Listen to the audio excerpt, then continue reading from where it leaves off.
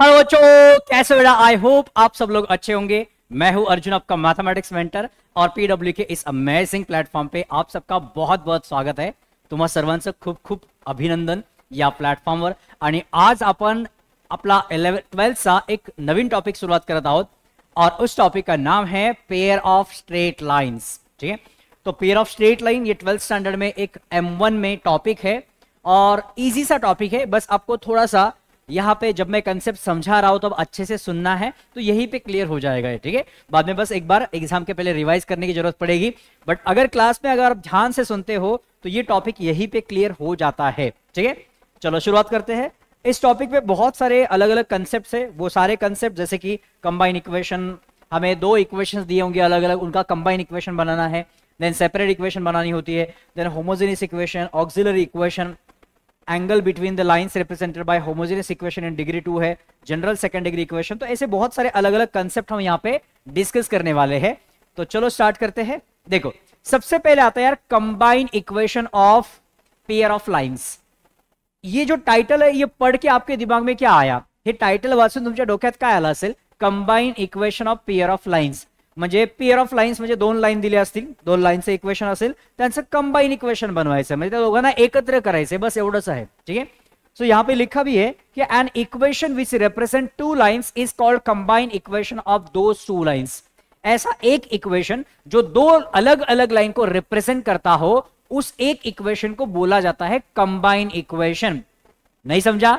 अब समझते एग्जाम्पल के साथ. देखो एग्जाम्पल, मान लो कि मैंने आपको एक लाइन में यहां पे लिखता हूं, एक एग्जांपल लिखता हूं, जैसे कि x plus y plus 1 is equal to 0. एक लाइन है and the second line is x minus y is equal to 0, है ना.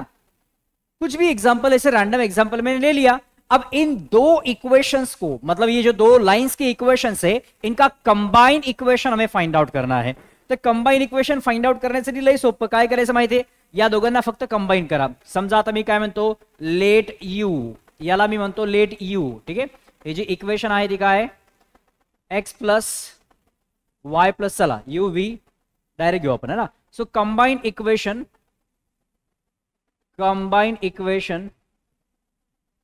म्हणजे काय माहितीये का?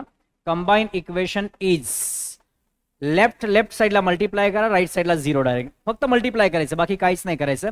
सो x प्लस वाई प्लस 1, ये वाला लेफ्ट हैंड साइड है इस इक्वेशन का, और इसका left hand side, right side में तो 0 ही रखना है आपको. ठीक है, अगर कुछ राइट साइड में है यहाँ पे तो उसको लेफ्ट साइड में लेके आओ. यहाँ पे ऑलरेडी सब लेफ्ट साइड में ही है ना. तो राइट साइड में आपको 0 रखना है और फिर लेफ्ट साइड को मल्टीप्लाई करो, राइट साइड तो ऑब्वियसली 0 ही रहेगा, है ना. बस इसको मल्टीप्लाई करके जो भी फाइनल आंसर आएगा ना, वही आपका कंबाइन इक्वेशन होगा. अब क्या आएगा सर फाइनल आंसर? देखो, इस एक x से इस x को मल्टीप्लाई करो तो क्या होगा? X square. इस x से माइनस वाई को मल्टीप्लाई करो तो क्या होगा? माइनस एक्स वाई, है ना. अब दोनों को मल्टीप्लाई हो गया. अब y के पास जाते, इस y से x को मल्टीप्लाई करेंगे तो क्या होगा? X y. अब इस y से इस माइनस वाई को मल्टीप्लाई तो माइनस वाई स्क्वायर. अब 1 की बारी, 1 से मल्टीप्लाई करो x को तो 1 into x minus y is equal to क्या होगा? 0. अब यहां पे plus x y minus x y होगा कैंसल, तो बचेगा क्या यहां पे? X square minus y square plus x minus y is equal to 0, है ना. ये मेरा एक आंसर आ गया. ठीक है, ये मेरा एक आंसर आ गया. अब इसमें आपको क्लियरली दिख रहा है कि हाँ, दो इक्वेशंस यहां पे है, दो लाइंस यहां पे है, क्योंकि मैंने इन्हीं दो लाइंस को कंबाइन किया था और इसका एक फाइनल इक्वेशन मैंने लिख दिया, और इसी को बोला जाता है combine equation of the pair of lines. ठीक है, दो लाइंस थे मतलब पेयर ऑफ लाइंस, और इनको कंबाइन कर दिया तो आ गया हमारा इक्वेशन. इसी को बोलेंगे कंबाइन इक्वेशन. एकदम सोपा है ना. यस, अब आगे बढ़ते हैं. देखो एक एग्जांपल देखते हैं एक्सरसाइज का. Find the combine equation of the following pair of lines. ह्या दोन लाइन्स दिले आपल्याला आणि याचा आपल्याला कंबाइन इक्वेशन फाइंड आउट करायचं आहे. लय सोपं आहे बघा. आता समजा मी याला असं म्हणतो, दोन इक्वेशन आपल्याला दिल्या, so combine equation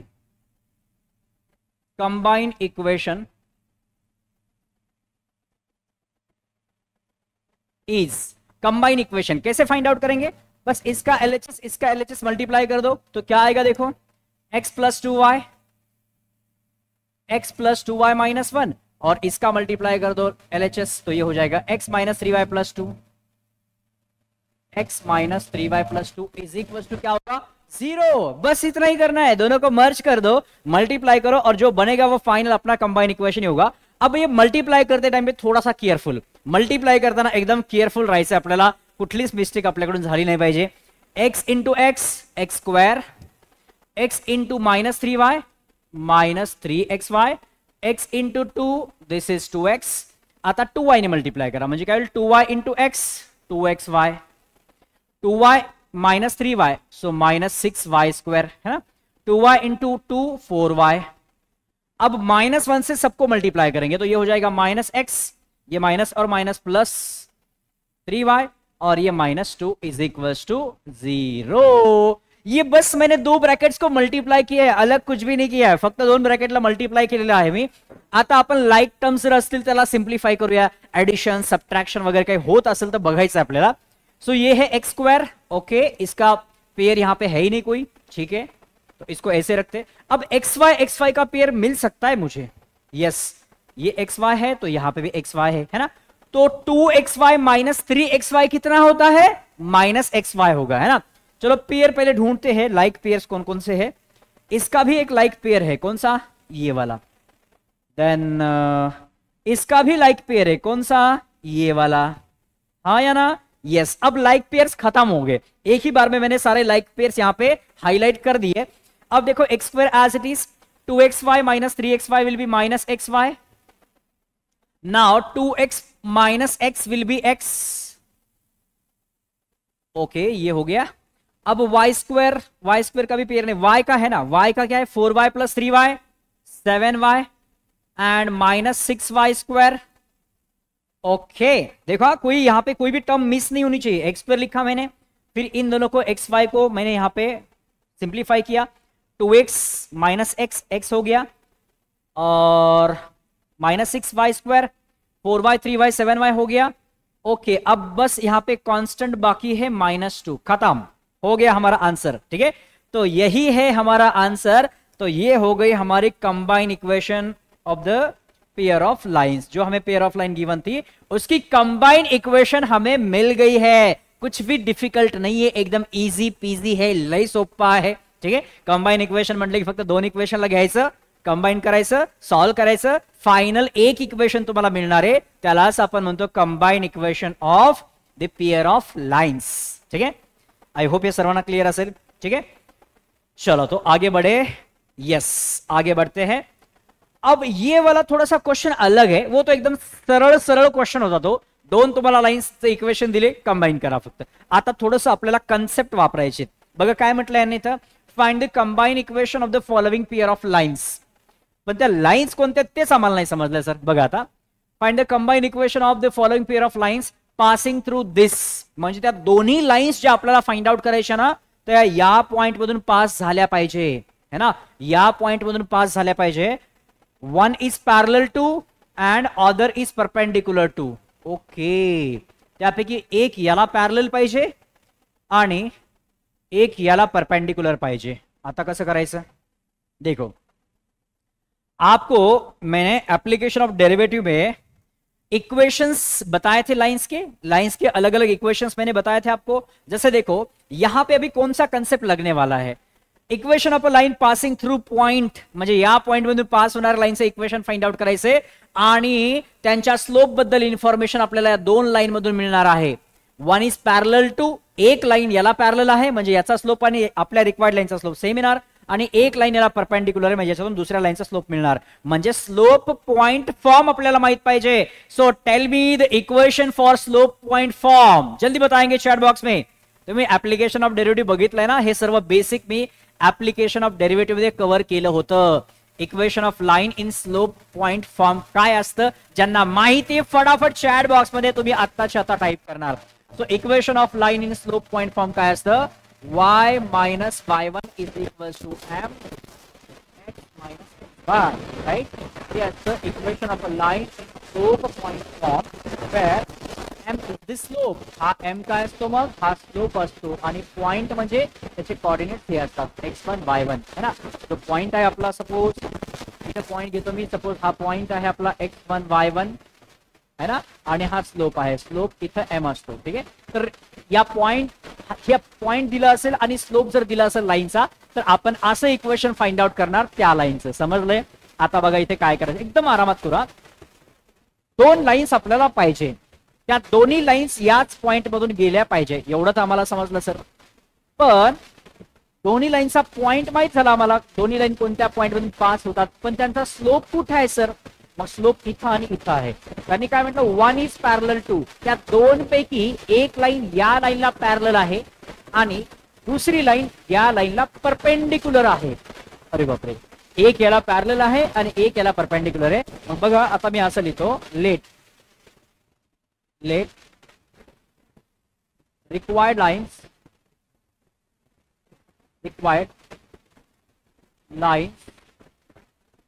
are L1 and L2. ज्या दोन लाईन्स आपल्याला पाहिजे ना, त्यांना समजा मी कन्सिडर करतोय, काय कन्सिडर करतो? L1 and L2. त्यांना मी कन्सिडर करतो L1 and L2. ठीक आहे. आता बघा त्यांनी सरळ सरळ काय सांगितलं, मग line L1 is parallel, line L1 is parallel to, अगोदर लिहितो, required lines are L1 and L2 which passes through, म्हणजे दोन्ही लाईन्स या पॉइंट मधून पास होतात. हे पण लिहून टाकतो मी, passes through, म्हणजे या दोन्ही लाईन्स कोणत्या पॉइंट मधून पास होतात तो पॉइंट आपल्याला त्यांनी दिलेला ऑलरेडी, which passes through -1,2, -1,2 मधून पास होत आहे. मग पुढे आता काय लिहिणार मी, one line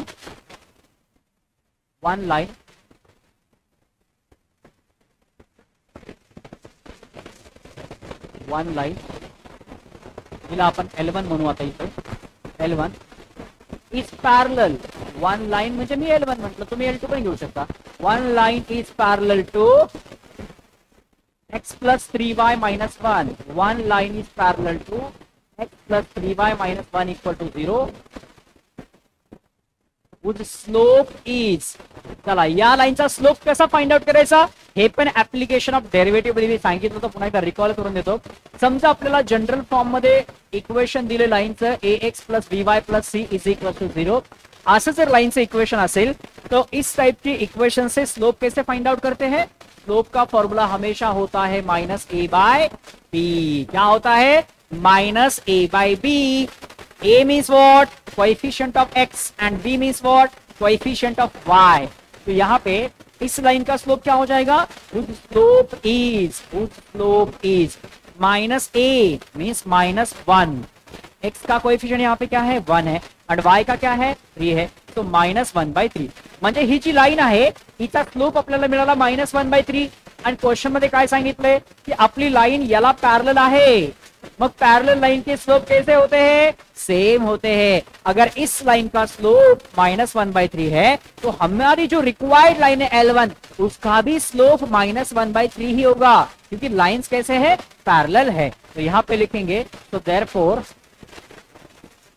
slope of L1 is -1/3.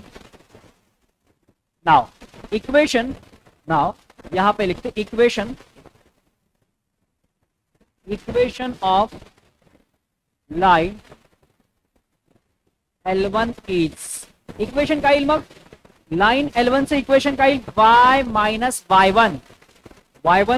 हे बघा इथं आहे आपला, याला मी x1 म्हणतो आणि याला मी y1 म्हणतो तुमच्या लक्षात येण्यासाठी. ठीक आहे, इथं जे मी y minus y1 लिहिणार आहे, एकदा फॉर्म्युला लिहू का मी?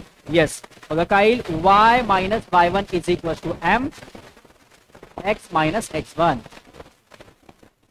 x minus x1 हे इक्वेशन आहे ना, हे इक्वेशन आहे. आणि हे इक्वेशन वापरून आता इथं आपण काय करणार आहे?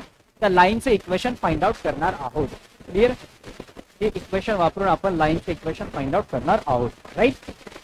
तो ये आई होप आपको समझ में आ गया है. ठीक है, इसको मैं हटा देता हूं क्योंकि दूसरा जो इक्वेशन है, मतलब दूसरी जो लाइन है उसका भी इक्वेशन फाइंड आउट करना होगा. तो वहां पे भी सेम अगर m लिखा मैंने तो कंफ्यूजन हो सकता है. बस यहाँ पे ऊपर लिख के रखा है, मैं डायरेक्ट वैल्यूज पुट कर रहा हूं अभी. तो देखो y minus y1 कुठून घ्यायचा? इथून घ्या. y minus y1 is equal to m म्हणजे हा -1/3. x minus x1 already minus है और यहाँ पे भी एक माइनस होता है, तो माइनस माइनस प्लस होगा। अब बस इस 3 को इधर भेज दो, ये डिवीजन में इधर आके मल्टीप्लाई होगा तो क्या होगा 3y, 2 के साथ 3 मल्टीप्लाई तो 6 हो जाएगा, ये माइनस अंदर जाएगा तो -x और ये -1। अब सबको लेफ्ट साइड में बुलाओ, क्योंकि x उधर नेगेटिव है तो उसको पॉजिटिव करने के लिए हम लेफ्ट साइड में बुलाएंगे, तो क्या होगा x पॉजिटिव हो गया प्लस 3y, इस 1 को भी इधर भेज दो तो 1 होगा +1 -6 क्या होगा -5। तो ये आ गई हमारी required equation of the line 1। Line 1 हमें मिल गई, ठीक है। जो फर्स्ट लाइन है हमारी वो हमें यहाँ पे मिल गई है, फर्स्ट लाइन आपल्याला भेटलेली आहे। चला आता सिमिलरली आपण काय करणार, मग सिमिलरली आपण आता सेकंड लाइन फाइंड आउट करण्याचा प्रयत्न करूया। सेकंड लाइन पण इझी आहे ना, दोन्ही लाइन तर याच पॉइंट मधून पास होत आहे, पण सेकंड लाइन फक्त याला परपेंडिकुलर सांगितलंय, वेगळं तेवढंच आहे फक्त परपेंडिकुलर। तो यहां पे लिखते हैं सेकंड लाइन जिसको हम यहां पे L2 बोल रहे हैं, L2 second line L2 is perpendicular, second line L2 is perpendicular to 2x minus 3y is perpendicular to 2x minus 3y minus 1 is equals to 0, whose slope इसको परपेंडिकुलर है और इसका स्लोप क्या आएगा, देखो इसका स्लोप क्या आएगा, यही फॉर्मूला -a/b। तो यहां पे -a मींस -2 एंड b क्या है -3, ठीक है, -a/b। सो दैट इज इसका स्लोप क्या हो जाएगा 2/3। जर या लाईनचा स्लोप 2/3 असेल तर याला परपेंडिकुलर असणाऱ्या लाईनचा स्लोप काय असेल, इस लाइन का स्लोप अगर 2/3 है तो इसकी परपेंडिकुलर लाइन का स्लोप क्या होगा, नेगेटिव रेसिप्रोकल होता है। मैं आपको समझा दूं जरा, देखो सपोज मेरे पास दो लाइन से m1 और m2 उनके स्लोप है, और m1 जो फर्स्ट लाइन है उसका स्लोप 1/3 है, जो सेकंड लाइन है वो इसको परपेंडिकुलर है, तो परपेंडिकुलर लाइन है तो इसका स्लोप क्या आएगा, इसको बस नेगेटिव रेसिप्रोकल कर दो, मतलब 1/3 का रेसिप्रोकल क्या होगा 3, और साइन भी चेंज कर दो, हो गया। अच्छा चलो और एग्जांपल लेते हैं यहाँ पे, मान लो ये अगर -1/5 है तो परपेंडिकुलर लाइन का स्लोप क्या आएगा, माइनस है तो उसका साइन चेंज कर दो, प्लस हो गया, और 1/5 का उल्टा कर दो, रेसिप्रोकल ले लो तो 5 आ गया, खत्म। अब यहां पे अगर एक लाइन का स्लोप 2/3 है तो दूसरे लाइन का क्या होगा 3/2 करो और साइन चेंज करो, ठीक है, इसका रेसिप्रोकल, ठीक है। तो यहां पे लिखेंगे देयरफॉर स्लोप ऑफ L2, क्योंकि परपेंडिकुलर बोला है तो L2 का स्लोप क्या आएगा -3/2। आया समझ में, इसका रेसिप्रोकल भी किया और साइन भी हमने चेंज कर दिया, तो हमें सेकंड लाइन का स्लोप मिल गया। अब और क्या चाहिए, सेकंड लाइन कौन से पॉइंट से पास होती है वो भी पता है और उसका स्लोप भी पता है, तो उसका इक्वेशन हम इजीली फाइंड आउट कर सकते हैं by using the equation slope point form, y minus y1 is equals to m x minus x1। Clear, चलो सो यहां पे लिखते हैं, तो equation of line, equation of line L2 is, equation of line L2 is क्या आएगा, फटाफट बताएंगे, y माइनस y1 कहां गया, हाँ y minus y1 is equal to m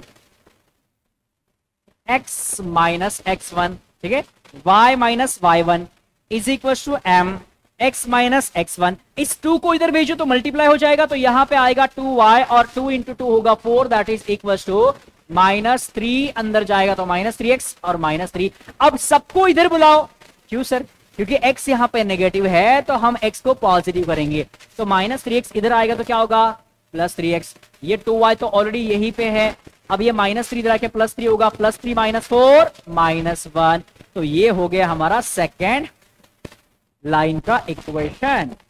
clear एकदम, ओके। अब यार दो लाइंस जो रिक्वायर्ड लाइंस थे उनके इक्वेशंस मिल ही गए हैं, तो इनका कंबाइन इक्वेशन फाइंड आउट करना कौन सी बड़ी बात है यार, कंबाइन इक्वेशन कसं फाइंड आउट करायचं हे आपल्याला ऑलरेडी माहिती आहे, तर या दोन लाईन आहेत त्या रिक्वायर्ड लाईन, तर आता आपण यांचं कंबाइन इक्वेशन फाइंड आउट करू शकतो, कारण कंबाइन इक्वेशन आपल्याला विचारलेलं आहे, ठीक है। बघा मग आता, सो यहां पे लिखते हैं, ये वाला स्पेस थोड़ा यूटिलाइज करूं मैं, इसको थोड़ा सा छोटा कर, ये पूरा स्पेस फिर मिलेगा मुझे ये वाला, ठीक है। देखो यहां पे लिखता हूं मैं, equation of line L2 is, ये वाला इक्वेशन आएगा। अब कंबाइन इक्वेशन, तो यहां पे लिखते हैं कंबाइन इक्वेशन, कंबाइन इक्वेशन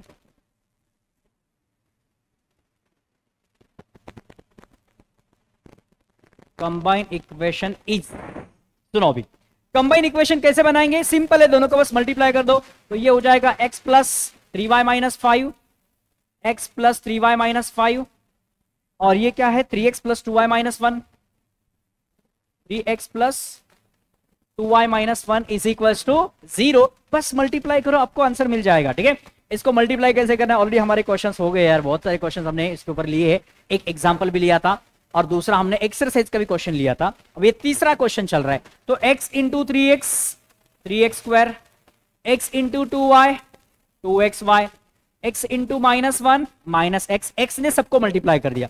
अब बारी है 3y की, 3y into 3x 9xy, 3y into 2y 6y square, 3y into minus 1 minus 3y। अब माइनस 5 की बारी, सो माइनस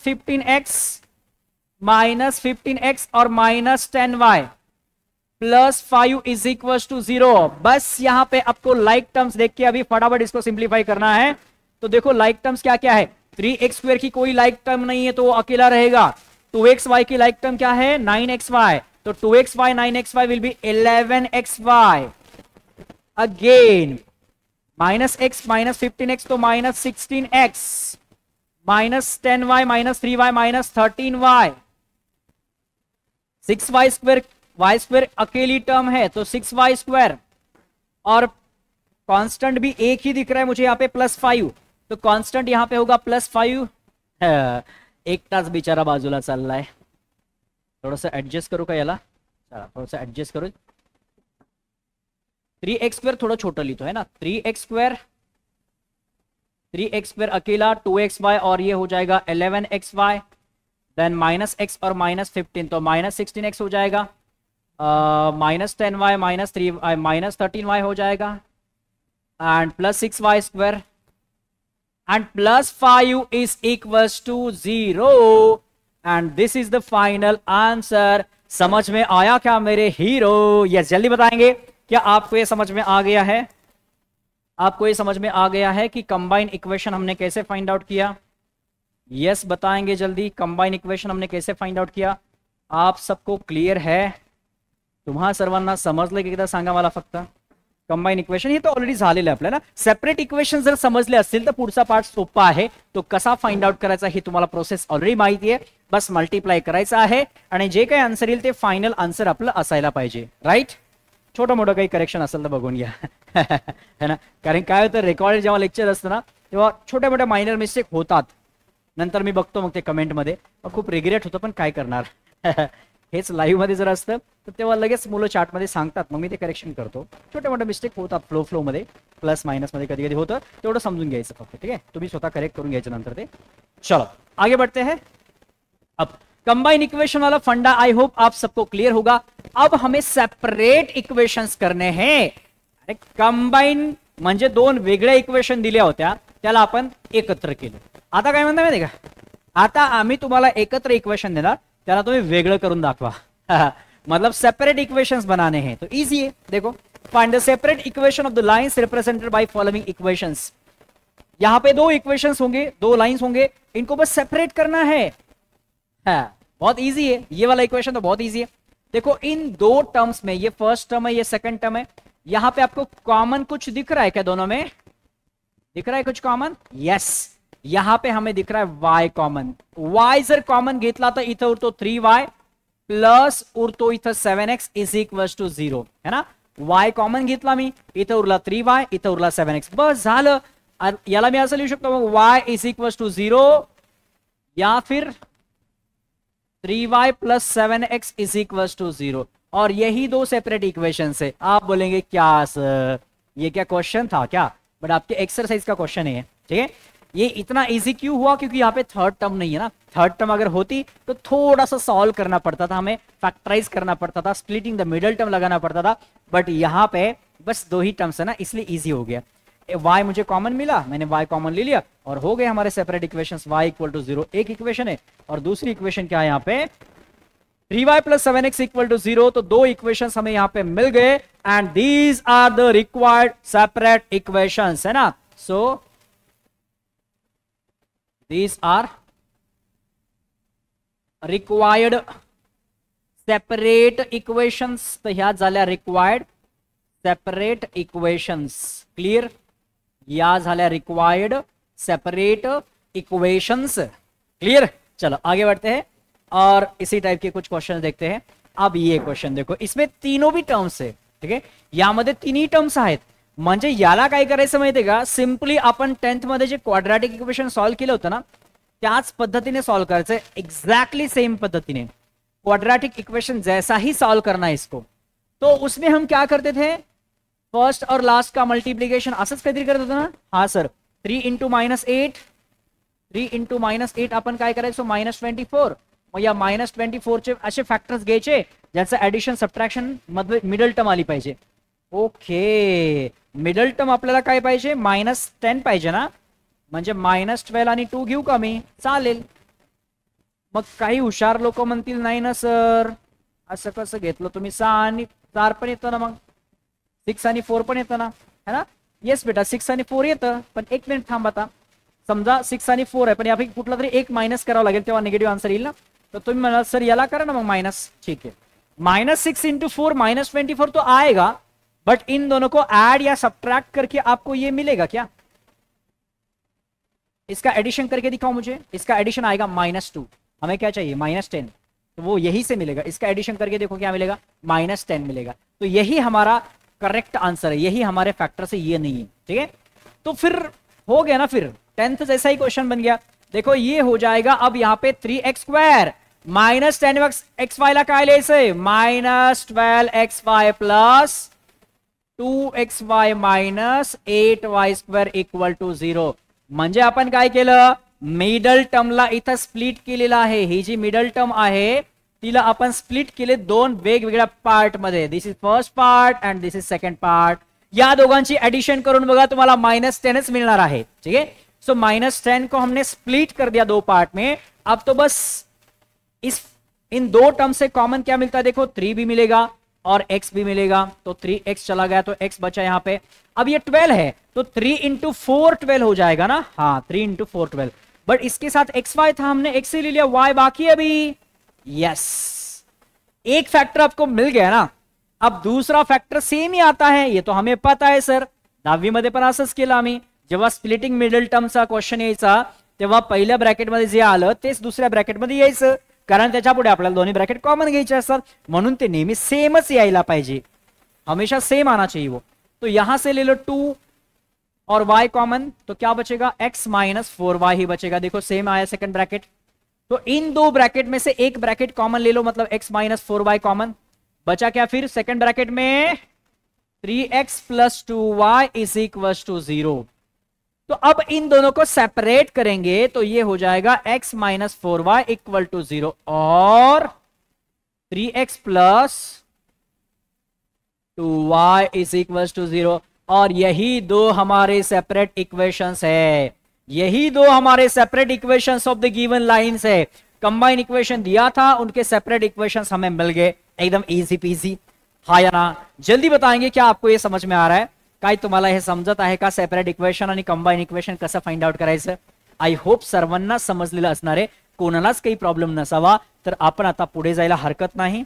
येस, आता पुढचा पार्ट आहे बघा, होमोजिनियस इक्वेशन ऑफ डिग्री 2।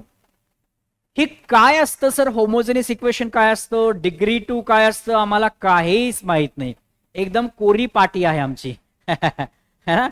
चला त्यावर लिहूया मग आपण थोडंफार। आता मैं सबसे पहले डिग्री का मतलब समझाता हूं, डिग्री क्या होता है, ठीक है। डिग्री का मतलब क्या होता है, देखो अभी यहां पे degree of a term, sum of the indices of all variables in a term is called a degree of that term। समजा मी आता असं लिहिलं इथं बघा, मी असं काहीतरी लिहितो, सपोज इथं लिहिलं मी 3x² + xy + 5y + 7 is equal to 0, है ना। यहां पे मैंने एक रैंडम ऐसे ही जो मन में आया वो लिख दिया, ठीक है। तो ये डिग्री का मतलब हम समझेंगे sum of the indices of all variables in a term. एक टर्म के अंदर जितने भी वेरिएबल्स होंगे उन सबके इंडाइसेस का सम मतलब डिग्री होता है। जैसे कि सर ये टर्म क्या होता है वो समझा दो पहले। टर्म मतलब एडिशन और सब्ट्रैक्शन से जो सेपरेट बनते हैं। जैसे अभी ये वाला ये एक टर्म है, क्योंकि अब एडिशन आ गया तो इन्हें सेपरेट कर दिया। एडिशन या फिर सब्ट्रैक्शन सेपरेट करता है। ये मल्टीप्लीकेशन है इन दोनों के बीच में, ये दो टर्म्स नहीं है, ये एक ही टर्म है। ये वाला एक ही टर्म है, ये भी एक ही टर्म है, ये भी एक ही टर्म है। तो अब इस टर्म में डिग्री की अगर मैं बात करूं तो इसकी डिग्री क्या है? इसकी डिग्री हो जाएगी 2, क्योंकि x की पावर क्या है? 2। क्या बोला था इन्होंने? किसी भी एक टर्म में, जैसे एक टर्म है इसके अंदर जितने भी वेरिएबल्स है उन सबके इंडाइसेस देखो। एक ही वेरिएबल है सर, उसका इंडेक्स 2 है, मतलब इसकी डिग्री क्या है? 2 है। अच्छा, ये एक टर्म है पण इथे 2 व्हेरिएबल आहेत, मग त्या दोन्ही व्हेरिएबलच्या इंडायसेसचं सम करा। तर हे 1 आणि हे 1 म्हणजे इंडायसेसचं सम काय झालं? 2, म्हणजे याची पण डिग्री किती? 2। इथं बघितलं सर आम्ही एकच व्हेरिएबल आहे आणि त्याचे इंडेक्स जो आहे तो 1 आहे, म्हणजे याची डिग्री काय असणार? 1। या टर्मची डिग्री 1 आहे। इथं तर व्हेरिएबल नाहीच है, नाहीच है, तो अपन एडजस्ट करू शकतो। यहां पे हम एडजस्ट कर सकते हैं। कैसे करेंगे देखो अभी, इक्वल टू 0 है ना। कांस्टेंट टर्म के साथ हम कोई भी वेरिएबल लगा सकते हैं। आपको x लगाना है, y लगाना है, z लगाना है, कुछ भी लगा दो यार, कुछ फर्क नहीं पड़ता, क्योंकि वैसे भी हम पावर लेने वाले 0 हैं। तो किसी भी वेरिएबल के पावर में 0 होगा, मतलब किसी भी नंबर के पावर में वेरिएबल में 0 होगा तो उसका आंसर 1 ही आता है। तो ये 1 ही है एक्चुअल में। बट अभी पावर, वेरिएबल के पावर में हमें यहां पे दिख रहा है 0, मतलब इसकी डिग्री क्या है? 0। तो अब समझ में आया आपको कि किसी भी इक्वेशन में डिग्री ऑफ अ टर्म का मतलब क्या होता है। किसी भी टर्म की अगर आपको डिग्री फाइंड आउट करनी है तो उसका मतलब क्या हुआ, ये समझ में आ गया। जैसे यहां पे देखो एक टर्म है, डिग्री 2 है, ये भी एक टर्म है, बट 2 वेरिएबल्स है ना, तो इन 2 वेरिएबल्स का आपको पावर का एडिशन करना है ना। अगर यहां पे x स्क्वायर होता तो ये 1 + 2 3 हो जाता, फिर ये है ना, इस टर्म की डिग्री क्या है? 3 है, ऐसा हो जाता था, बट यहां पे 2 है। ये डिग्री वाला कंसेप्ट क्लियर है। अब आते हैं होमोजेनियस इक्वेशन पे। होमोजेनियस इक्वेशन का अर्थ काय होतो? Homogeneous an equation in which the degree of every term is same. ऐसा इक्वेशन जिसमें हर एक टर्म की डिग्री सेम हो, चाहे वो 1 हो, 2 हो, कुछ भी हो, ठीक है, बट वो सेम होनी चाहिए। तो जैसे कि एग्जाम्पल के तौर पे अगर देखा जाए तो मैं यहां पे लिखता हूं x² plus xy plus y square equal to 0। बघू आपण आता याची डिग्री किती? याची डिग्री आहे सर 2। या दोघांची मिळून कंबाईन काढावं लागते आपल्याला, डिग्री 2च आहे।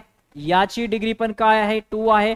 अरे असं इक्वेशन आपल्याला मिळालं, इथं सर्वांचीच डिग्री सेम आहे, सर्वांचीच डिग्री सेम आहे, म्हणजे अशा इक्वेशनला आपण काय म्हणणार? होमोजीनियस इक्वेशन, ठीक है।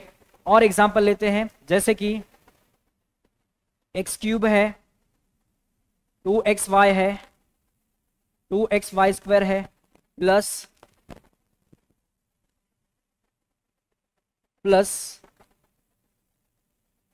x² नहीं 2x² है, चलो इसको x³ कर देता हूं, है ना, x³ है प्लस यहां पे है y × x²। बताओ ये होमोजेनियस हो सकता है क्या? पहले आपको डिग्री चेक करनी पड़ेगी, हर एक टर्म की डिग्री क्या है। इस टर्म की डिग्री बताओ क्या है सर? इस टर्म की डिग्री तो 3 है, इस टर्म की डिग्री 1 + 2 3 है। कंबाइन देखना है, सबके वेरिएबल का पावर ऐड करना है। यहां पे 1 + 2 3 है। ओहो, मतलब सबकी डिग्री कैसी है? सेम है। इस इक्वेशन में हर एक टर्म की डिग्री सेम है and it means this equation is a homogeneous equation, right. तो ये इक्वेशन भी कैसा है? होमोजेनियस इक्वेशन है। अब और एक एग्जांपल देखते हैं, जैसे कि देखो मेरे पास एक एग्जांपल है xy² प्लस xy + 2 = 0। क्या ये होमोजेनियस इक्वेशन है? नहीं, क्योंकि यहां पे इसकी डिग्री है 3, इसकी डिग्री है 3, इसकी डिग्री है 2 और इसकी डिग्री है 0, क्योंकि उसके पास वेरिएबल नहीं है। अगर हम लगाएंगे तो वो 0 पावर रहेगी उसकी, तो ये होमोजेनियस नहीं हो सकता, करेक्ट। क्योंकि होमोजेनियस में क्लियरली बोला था कि हर एक टर्म की डिग्री सेम होनी चाहिए, तभी हम उसे होमोजेनियस बोलेंगे। अदरवाइज वो होमोजीनियस नहीं होगा। क्लियर? चलो आगे बढ़ते हैं। हाँ, बट हमें होमोजीनियस इक्वेशन ऑफ डिग्री 2 चाहिए। हम जो पढ़ाई करने वाले, स्टडी करने वाले इस टॉपिक में, हम इस टाइप के इक्वेशन की स्टडी करने वाले इस टॉपिक में, जो कि रहेगा डिग्री 2 वाला। ये तो जस्ट एग्जांपल के लिए बता दिया मैंने, है ना, सेम होना चाहिए बस, तो उसे होमोजेनियस बोलेंगे। बट हम इस टाइप के इक्वेशंस का स्टडी करने वाले हैं इस चैप्टर में। Clear? Homogeneous equation of degree 2 ही दिखेगा आपको। ठीक है, चला अब उसमें कुछ थियरम्स है। जैसे देखो, the combined equation of pair of lines passing through the origin is a homogeneous equation of degree 2।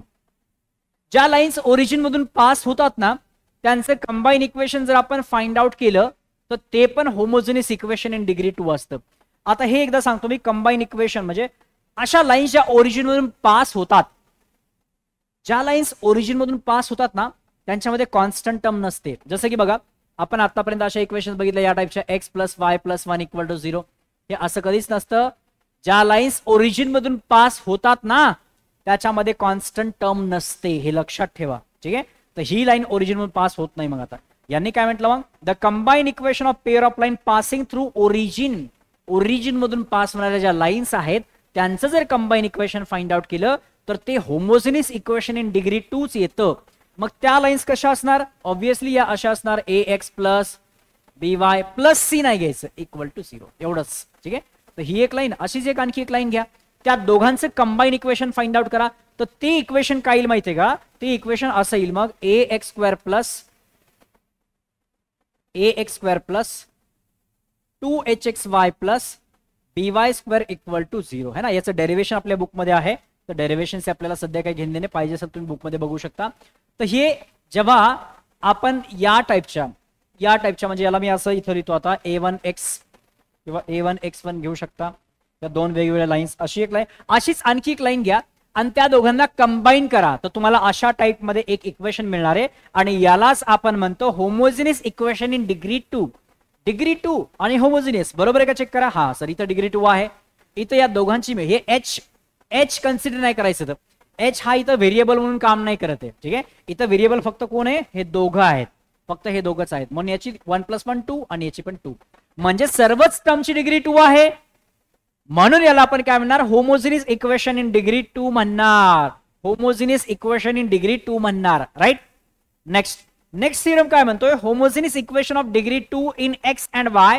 हे बघा सेम, हा हे असतं homogeneous equation in degree 2 in x and y। जे इक्वेशन इथं दिसतंय तुम्हाला, हे इक्वेशन आहे ना, हे पेअर ऑफ लाइन्स तेव्हाच रिप्रेझेंट करेल, हे pair of lines represent pair of line through origin if h square minus ab is greater than or equal to 0। मी तुम्हाला सोप्या भाषेत सांगण्याचा प्रयत्न करतो। बघा 10th मध्ये पण आपण असं काहीतरी एक स्टडी केलं होतं की जेव्हा डेल्टा म्हणजेच b square minus 4ac is greater than or equal to 0, तेव्हाच रूट्स कशा असतात? रिअल अँड इक्वल असतात। जर हा डेल्टा इक्वल टू 0 आला तर रूट्स आर इक्वल, डेल्टा जर लेस दॅन 0 आला तर रूट्स आर इमॅजिनरी किंवा नॉट रिअल। त्याच टाइपचे हे या कंबाईन इक्वेशन मध्ये ज्या दोन लाईन्स लपलेल्या आहेत अशा टाइपच्या, त्या पेअर ऑफ लाईन्स तेव्हाच रिप्रेझेंट करतील। म्हणजे असं एखादं इक्वेशन जर लिहिलं तुम्ही, तर ते पेअर ऑफ लाईन्सच इक्वेशन हे कसं समजणार आपल्याला? जेव्हा h स्क्वेअर मायनस ab हा greater than or equal to 0 येतो। म्हणजे एक एक्झाम्पल देतो मी तुम्हाला। फॉर एक्झाम्पल इथं मी लिहितो x square plus xy plus y square. आता हे पण कंबाईन इक्वेशन आहे ना, होमोजेनियस इक्वेशन इन डिग्री 2 याच्यासारखंच आहे। मला सांगा बरं, कंपेअर करून यामध्ये a काय असेल? मग a इक्वल टू 1 आहे सर, कारण x स्क्वेअरचा कोएफिशियंट म्हणजे a असतो। अच्छा, 2xy चा कोएफिशियंट काय असतो? 2h। मग xy सोबत इथं काहीच नाही म्हणजे 1 आहे, म्हणजे इथं 2h ची व्हॅल्यू काय येणार माहिती आहे का? 2h ची व्हॅल्यू येणार 1। ठीक आहे, चला याला मी थोडं सोपं करतो आणखी, मग याला मी थोडं सोपं करतो। यहां पे लिखते हैं, यहां पे लिखेंगे 2। ठीक है, इथं घेऊ आपण 2। सांगा मग आता xy चा कोएफिशियंट म्हणजे काय असतो? 2h, म्हणजे 2h ची व्हॅल्यू इथं काय आली? 2। xy चा कोएफिशियंट काय? 2 आहे, तर 2h ची व्हॅल्यू 2। अँड y स्क्वेअर सोबत जो असतो तो b असतो, म्हणजे b ची व्हॅल्यू इथं काय आली? 1। म्हणजे आपण a, 2h आणि b ची व्हॅल्यू फाइंड आउट केली या इक्वेशन मधून। आता आपल्याला चेक करायचंय की हे लाईन्सलाच रिप्रेझेंट करतं का? असं कंपल्सरी नाही ना की अशा टाइपचं इक्वेशन फक्त लाईन्सच असेल, हे लाईनचं असेल तर मग ही कंडिशन सॅटिस्फाय व्हायला पाहिजे. करके देखते हैं. 2h अगर 2 है तो h क्या होगा 1. तो यहां पे फाइंड आउट करके देखते हैं ना फिर. h स्क्वायर माइनस ए बी क्या आता है देखते हैं. तो देखो h square minus A B is equal to h square means 1 square h square minus A b means 1 into 1. तो that is equal to 1 minus 1. ओहो 0 आ रहा है ना. इक्वल टू 0 या फिर ग्रेटर देन 0 चलेगा. तो यस ये वाला लाइन का ही इक्वेशन होगा. पेयर ऑफ लाइंस को ही रिप्रेजेंट करेगा क्योंकि हमने चेक किया h square minus A B 0 आ रहा है. ये इक्वल टू 0 या फिर ग्रेटर देन 0 चलेगा. अगर इक्वल टू या ग्रेटर देन 0 होगा तो ही लाइंस को रिप्रेजेंट करेगा. अगर ये कभी गलती से लेस आया, इसका आंसर कभी अगर नेगेटिव आया तो समझ जाओ ये लाइंस को रिप्रेजेंट नहीं कर रहा है. आया समझ में. इसके ऊपर बहुत सारे आगे हम एग्जांपल्स करने वाले हैं. तो आई होप ये आपको समझ में आ गया है. चलो इसमें और कुछ रिलेशंस आपको याद रखने हैं. अब ये जो होमोजेनियस इक्वेशन इन डिग्री 2 है, इसके अंदर जो दो लाइंस है, दो लाइंस आपके बुक में इसका थ्योरम दिया हुआ है, वो बुक में देख लेना आप. इसके अंदर छिपे हुए ऐसे दो लाइन से, तो वो दो लाइन से मतलब उनका स्लोप भी तो कुछ होगा. यस सपोज एक लाइन का स्लोप है m1 और दूसरे लाइन का स्लोप है m2 सपोज. ठीक है. तो यहां पे लिखता हूं मैं let m1 and m2, let m1 m2 be the slopes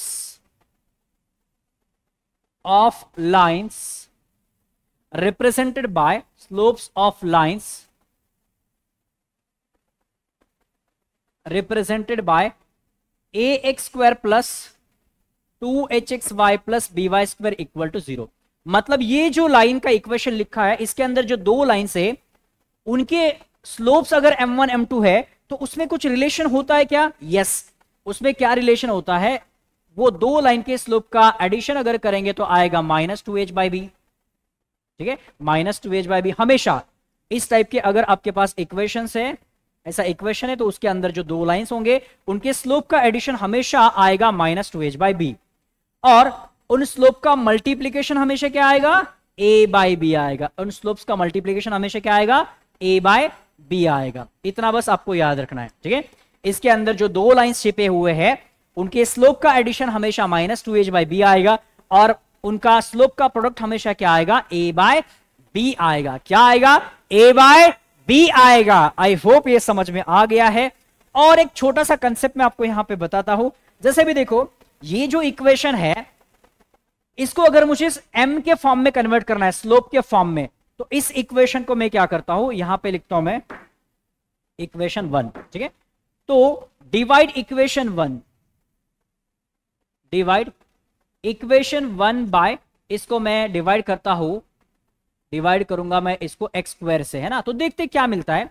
इसको x स्क्वायर से डिवाइड करो आप तो क्या मिलेगा, ये ax square upon x square तो a हो जाएगा प्लस 2h करके दिखाऊं. एक्चुअल में देखो ax square divided by x square plus 2hxy divide by x square plus by square and divide by x square is equal to क्या होगा, 0. Right, हे झालं 0.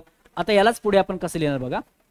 अब ये x स्क्वायर और x स्क्वायर तो यहां पे हो जाएगा कैंसिल, एक x कैंसिल, यहां पे कुछ नहीं होगा. तो हमारे पास बचेगा क्या, यहां पे a बचा ओनली, फिर यहां पे बचा 2h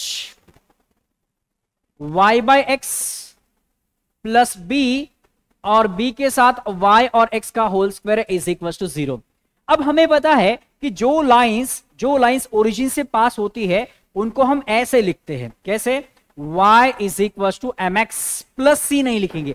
स्लोप इंटरसेप्ट फॉर्म में लाइन का इक्वेशन ऐसा लिखा जाता है y equal to mx plus c. But अगर लाइंस ओरिजिन से पास होने वाली है तो फिर उसको हम यहां पे c हटा देते हैं. तो ये बनता है equation of a line passing through origin. ठीक है. तो यार यहां से मुझे y इक्वल टू mx, अगर ये equation of line passing through origin है तो यहां से m इज इक्वल टू क्या मिलेगा, y डिवाइडेड बाय x. क्या मिलेगा, y डिवाइडेड बाय x. तो ये वाला कहीं पे आप नोट करके रखना कि this is the equation of line passing through origin. और वहीं से m की वैल्यू क्या मिलती है, y बाय x. तो यहां पे y बाय x को मैं m से रिप्लेस करूं क्या, यस, सो ये हो जाएगा a plus 2h, y by x को लिखो m, यहां पे y बाय एक्स का स्क्वायर है तो इसको लिखो m square, and that is, इसको सीधा करके लिखेंगे अभी, दैट इज bm स्क्वायर, पहले लिखो, थोड़ा ऊपर चला जाओ, बहुत नीचे हो रहा है ना, इज इक्वल टू हो गया ये 0, ठीक है। तो इसी को फाइनली यहां पे हम लिख देते हैं, therefore bm square plus 2hm plus a is equal to 0। ये जो फाइनल इक्वेशन हमारा आ गया है, इसको हम क्या बोलेंगे, ऑक्सिलरी इक्वेशन। इसे हम क्या बोलेंगे, ऑक्सिलरी इक्वेशन, जो कि देखो इसी इक्वेशन को मैंने कन्वर्ट कर दिया है, बट आपको अब यहां पे एक्स वाई नहीं दिखेंगे, आपको ये इक्वेशन दिखेगी m के फॉर्म में, m मीन स्लोप, ठीक है, स्लोप के फॉर्म में है, तो इसी को क्या बोला जाता है, ऑक्सिलरी इक्वेशन। क्या मैंने सर, ऑक्सिलरी इक्वेशन, ये होता है ऑक्सिलरी इक्वेशन, आपके बुक में है। और इसका यूज कहां पे मैं बता दूंगा आपको, बस आपको यहां पे मैंने बहुत सारे कंसेप्ट बता दिए हैं, एक बार शॉर्ट में मैं एक्सप्लेन करता हूं कि हमें क्या क्या दिमाग में फिट करना है।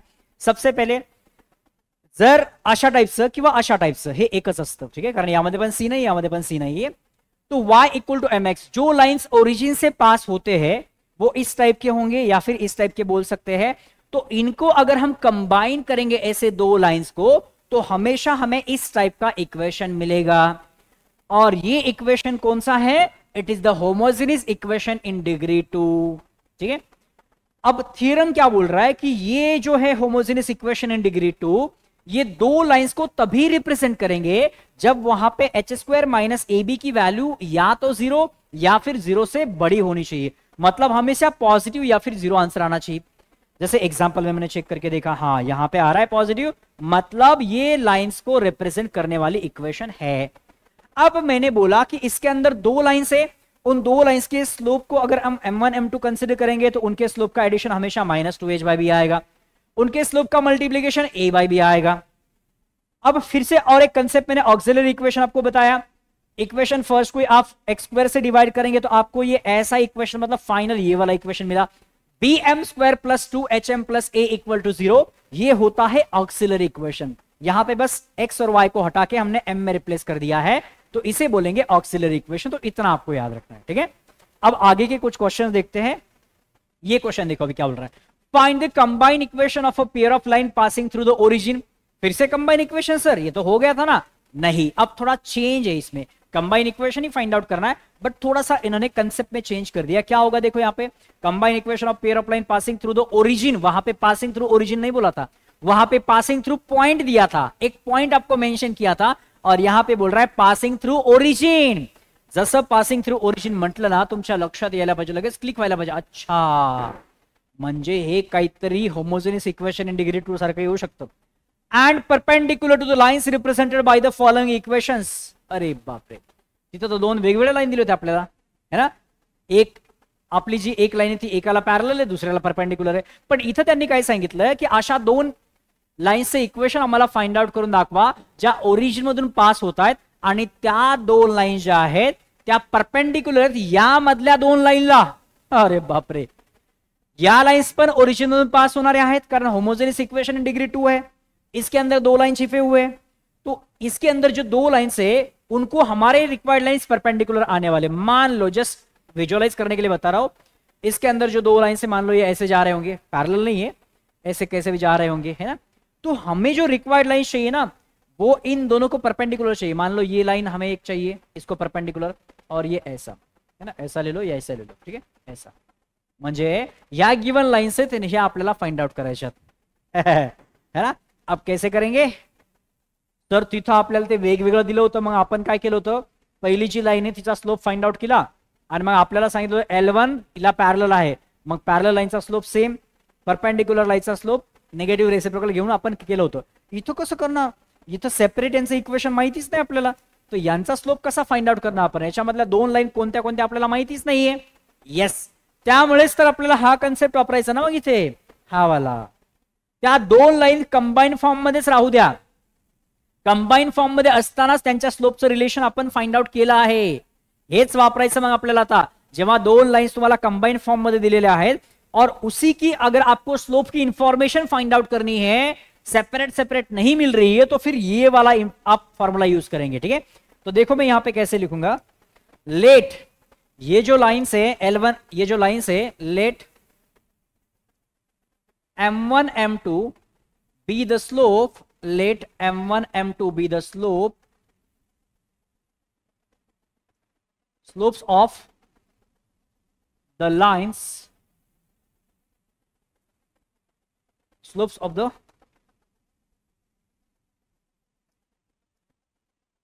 lines represented by, slopes of the lines represented by 5x square minus 8xy plus 3y square equal to 0।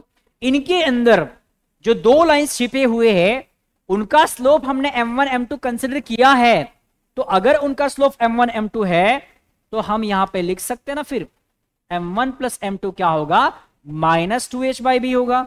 m1 plus m2 is minus 2h by b, है ना। यहां से आप a h और b पहले फाइंड आउट कर सकते हैं। देखो यही पे करता हूं मैं भी, a इक्वल टू क्या होगा 5, 2h की वैल्यू क्या होगी यहां पे, xy के साथ 2h होता है तो माइनस 8 आएगा, और b की वैल्यू क्या होगी यहां पे 3 हो जाएगी। क्लियर। तो देखो अभी माइनस 2h बाई बी मतलब क्या, 2h की वैल्यू 8 माइनस 8 है, और हम बोल रहे हैं यहां पे माइनस, ऑलरेडी लगा दो फॉर्मूला में, और 2h की वैल्यू भी माइनस है तो ये हो जाएगा माइनस माइनस, है ना। b की वैल्यू क्या है 3, म्हणजे m1 प्लस m2 ची व्हॅल्यू आपल्याला काय मिळाली बेटा इथे 8/3 मिळालेली आहे m1 प्लस m2 ची व्हॅल्यू। अब हम फाइंड आउट करेंगे m1 into m2, m1 into m2 find out करू आपण आता।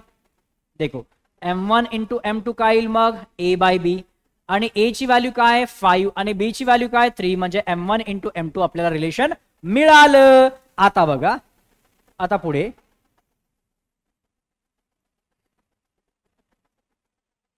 अब हमें पता है कि हमें जो रिक्वायर्ड लाइंस चाहिए वो इसके अंदर छिपे हुए लाइंस को परपेंडिकुलर है, तो यहां पे मैं लिखूंगा required lines are perpendicular to the lines, perpendicular to the lines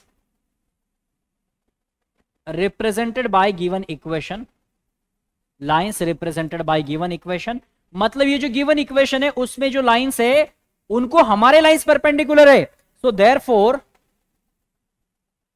slopes of required lines. तो रिक्वायर्ड लाइन का स्लोप हम इजीली फाइंड आउट कर सकते हैं, फिर स्लोप्स ऑफ रिक्वायर्ड लाइंस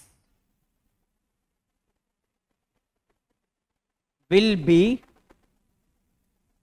हाँ इसके अंदर जो दो लाइंस है उनका स्लोप हमने m1 m2 कंसिडर किया था, तो हमारे लाइंस तो इनको परपेंडिकुलर है, तो एक का स्लोप अगर m1 होगा तो उसके परपेंडिकुलर लाइन का स्लोप क्या होगा -1/m1, एंड एक का स्लोप अगर m2 होगा तो उसको परपेंडिकुलर लाइन का स्लोप क्या होगा -1/m2, है ना।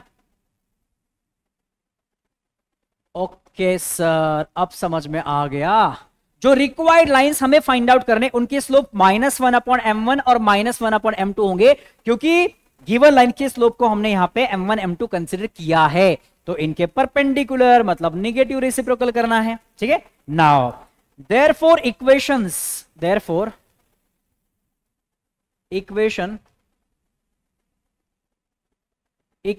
Of required lines, therefore equations of required line are, required line के इक्वेशंस कैसे आएंगे फिर, देखो इक्वेशंस ऐसे आएंगे y is equals to -1/m1x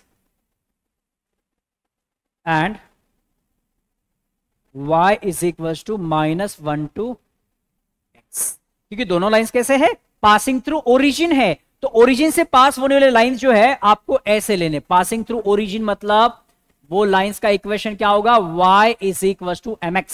ठीक है, ये सेपरेट इक्वेशंस आ गए, हमें तो कंबाइन इक्वेशन चाहिए, तो इनका कंबाइन इक्वेशन हम फाइंड आउट करते हैं। सो कंबाइन इक्वेशन, इसी को थोड़ा सिंप्लीफाई करता हूं मैं पहले, दैट इज अगले स्टेप में इसको लिखता हूं m1y और is equal to -x and m2y is equal to -x, तो इसको अब इधर लेता हो तो ये हो जाएगा x plus m1y equal to 0, and ये क्या होगा x plus m2y is equal to 0। अब इनका कंबाइन इक्वेशन तो फाइंड आउट कर सकते हैं ना। यस, हम जनरल फॉर्म में कर रहे हैं, m1 m2 के फॉर्म में कर रहे हैं, क्योंकि m1 m2 की वैल्यूज हमारे पास है। फिर डायरेक्टली ये वैल्यू पुट करेंगे और हमें एग्जैक्ट आंसर मिल जाएगा।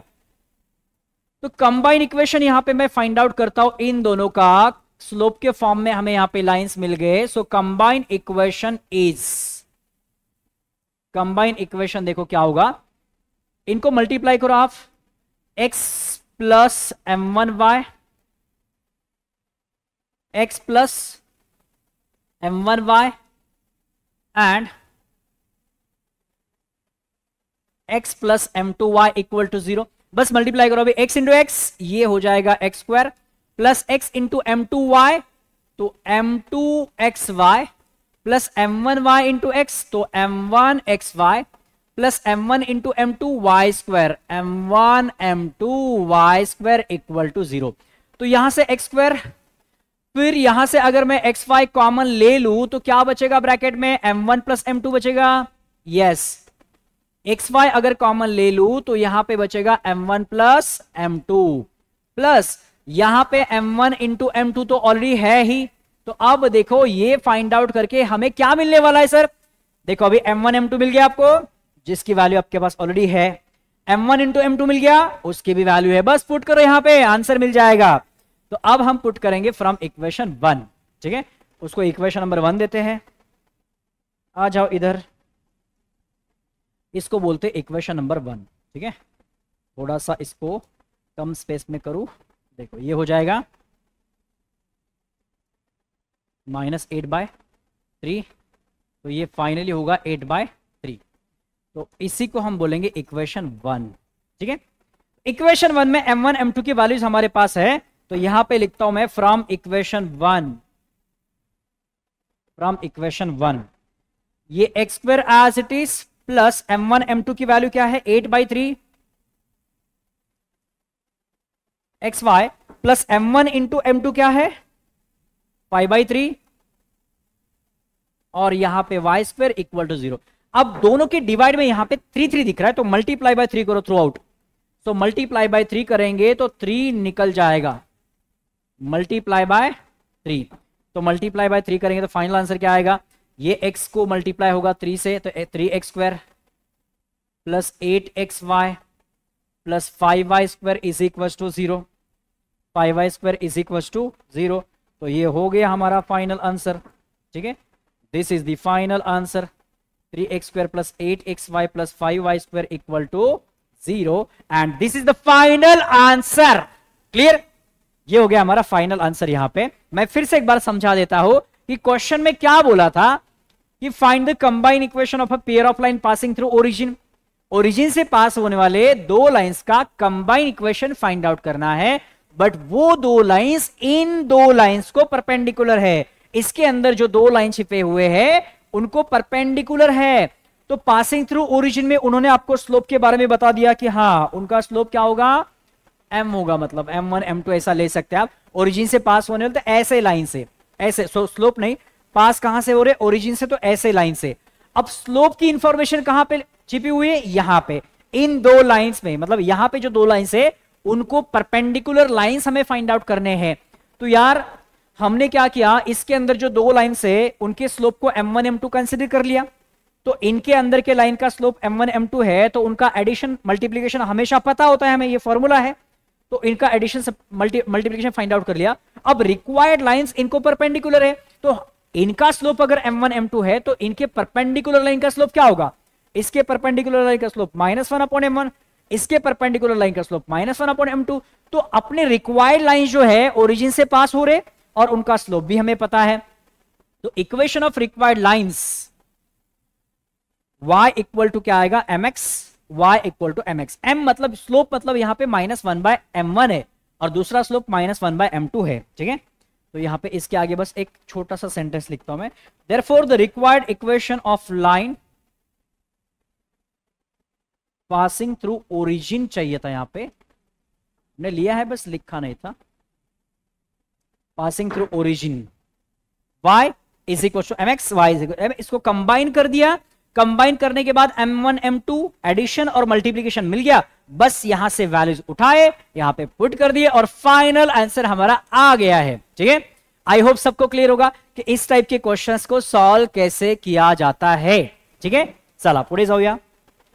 अब क्या बोल रहा है, फाइंड कि if the sum of the slopes of the lines represented by is twice their product, मतलब इसके अंदर जो दो लाइंस है उनके स्लोप का सम वो डबल है उनके प्रोडक्ट से, म्हणजे काय सर है, एक मिनट फक्त गिवन इक्वेशन ऑफ लाइन में एक बार लिख लेता हूं, given equation of line is क्या है यहां पे, x square plus k x y minus 3y square is equal to 0। अगर इसको मैं स्टैंडर्ड इक्वेशन के साथ कंपेयर करूं जो कि है a x square plus 2hxy plus by square, तो यहां पे मुझे ए एच और इसके वैल्यूज मिलेंगे, तो यहां पे लिखो में लगे तो कंपेयरिंग विथ किसके साथ कंपेयर करना है हमें, स्टैंडर्ड इक्वेशन जो कि a x square plus 2hxy a x square plus 2hxy plus by square equal to 0 is. ठीक है, कंपेयर करने के बाद मुझे यहां पे a की वैल्यू क्या मिलेगी 1, 2h मतलब xy का कोएफिशिएंट, 2h लिखो डायरेक्ट, xy का कोएफिशिएंट होता है, एंड b की वैल्यू यहां पे क्या मिलेगी -3। आया समझ में, b की वैल्यू यहां पे क्या है -3 है। अब ये हो गए हमारे a 2h एंड b की वैल्यू, बट गिवन क्या है, sum of the slope is twice their product, म्हणजे स्लोपचा सम हा त्याच्या प्रोडक्टच्या डबल आहे, म्हणजे m1 m2 is 2 times the m1 into m2, आलं का लक्षात, m1 plus m2 is 2 times the m1 into m2, और ये है हमें इस क्वेश्चन में गिवन, ये गिवन है। ठीक है, इसको लगे तो इक्वेशन नंबर 1 लिखो, इसको लिखो इक्वेशन नंबर 1, और ये दिया है, इसको हम बाद में यूज करेंगे भी। अब m1 m2 और m1 इंटू m2 का रिलेशन दिया है, क्वेश्चन में दिया है, हम m1 प्लस m2 और m1 into m2 find out तो कर सकते हैं ना।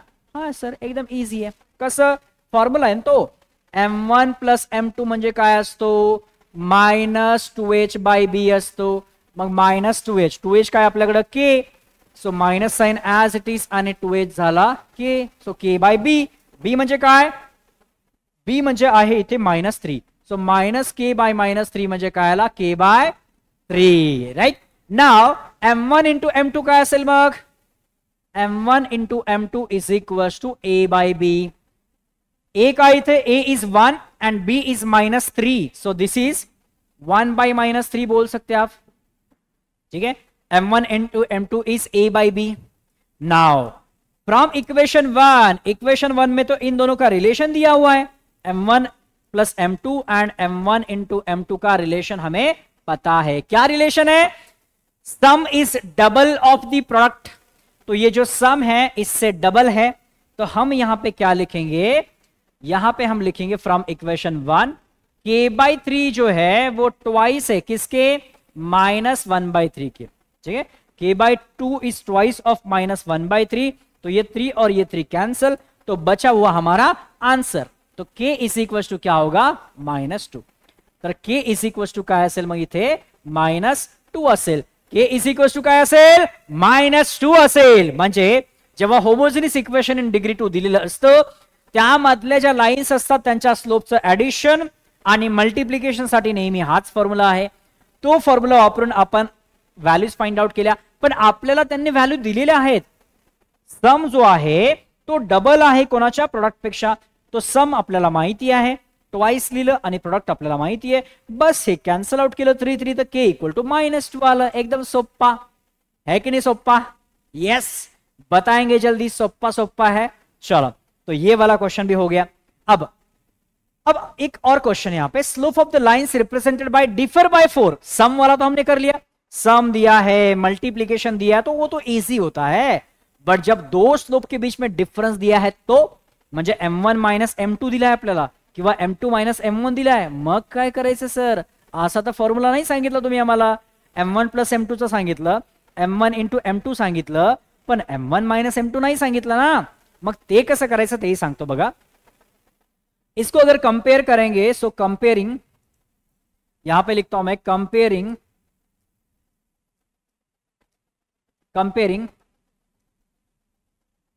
Given equation, comparing given equation with, किसके साथ कंपेयर करेंगे? स्टैंडर्ड इक्वेशन के साथ, जो कि है ax² plus 2hxy plus by² equal to 0. इसके साथ कंपेयर करेंगे तो यहां पे हमें a क्या मिलेगा? So therefore a is equal to हो जाएगा 3. 2h की वैल्यू यहां पे हो जाएगी k, क्योंकि xy के साथ जो लगा हुआ है वो 2h होता है, और b की वैल्यू मतलब y² के साथ जो लगा है, जो कि यहां पे -1 है. ठीक है, y² के साथ लगा है और वो क्या है? -1. तो a, 2h एंड b के वैल्यूज हमने यहां पे फाइंड आउट कर लिए. अब हमें करना क्या है? उन्होंने एक गिवन भी है यहां पे, क्या है कि दो स्लोप के बीच में डिफरेंस दिया है.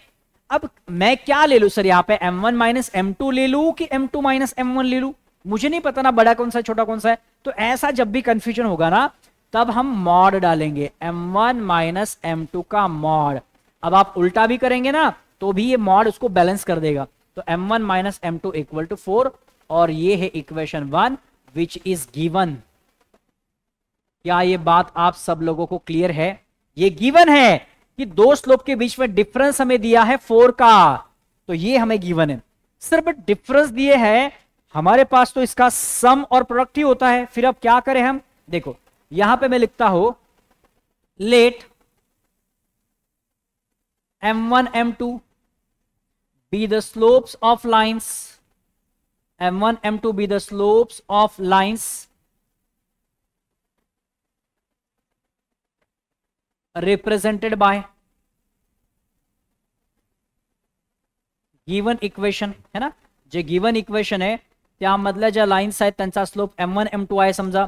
तो जर स्लोप m1 m2 असेल तर मग आपल्याला त्याचं रिलेशन माहिती आहे. सो देयरफॉर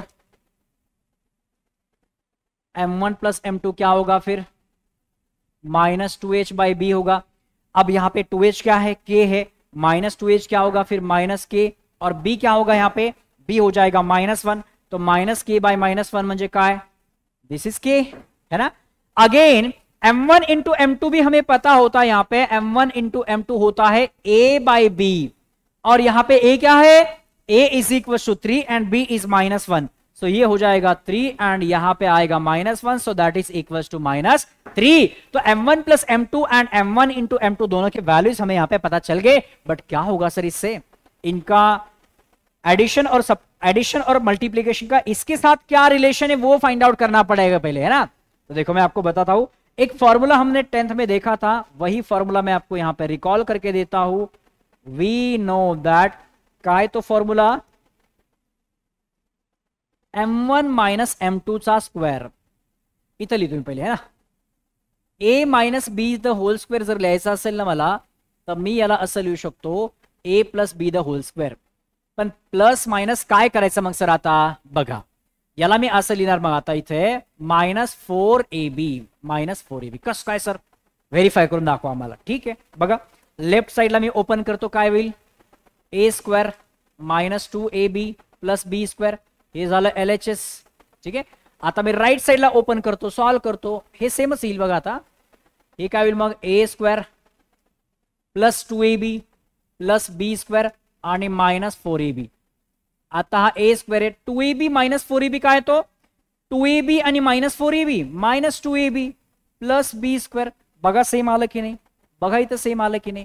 हो, म्हणजे याला असं लिहू शकतो मी. आता आलं का रिलेशन? सबट्रॅक्शन, ऍडिशन आणि मल्टीप्लिकेशन मध्ये हे कुठेतरी लिहून ठेवा, खूप महत्वाचं आहे. ठीक है, सो m1 माइनस m2 के फॉर्म में लिखता हूं मैं अभी. m1 माइनस m2 का square will be equal to m1 plus m2 का whole square minus 4m1 m2 minus 4m1 m2. यही रिलेशन मैंने यहां पे यूज किया है. ठीक है, यही रिलेशन मैंने यहां पे यूज किया है. आप एरो ऐसा कर सकते हैं, ये रिलेशन है वो. ठीक है, ये फॉर्मूला यूज किया मैंने यहां पे. तो हा फॉर्म्युला सर्वांना लक्षात आलाय?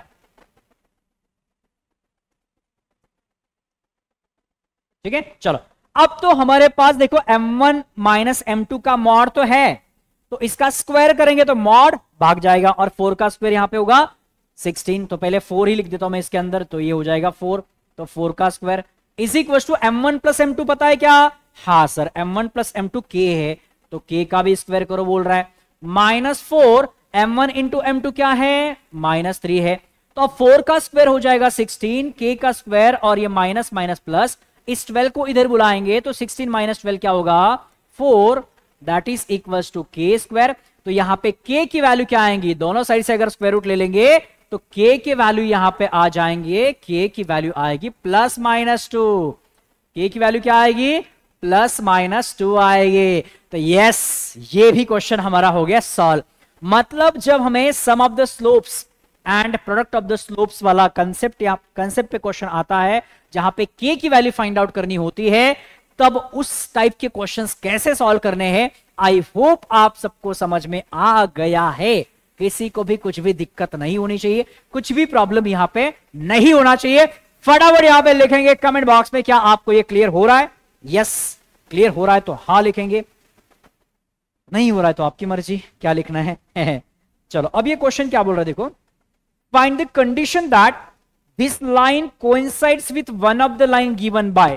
क्या बोल रहा है कि ये लाइन है ना, इसके अंदर जो एक लाइन है, मतलब इसके अंदर दो लाइन है वैसे, तो उसके एक लाइन के साथ ये लाइन कोइंसाइड हो रही है। कोइंसाइड मतलब इसका स्लोप और इसके एक लाइन का स्लोप सेम आएगा। कोइंसाइड मतलब स्लोप सेम होगा। तो इस टाइप का जब भी क्वेश्चन होगा कोइंसाइड वाला, वहां पे ऑक्सिलरी इक्वेशन काम करेगा। कैसे मैं आपको बता दूं, देखो यहां पे लिखते हैं गिवन इक्वेशन ऑफ लाइन, या फिर ऐसा लिखता हूं पहले,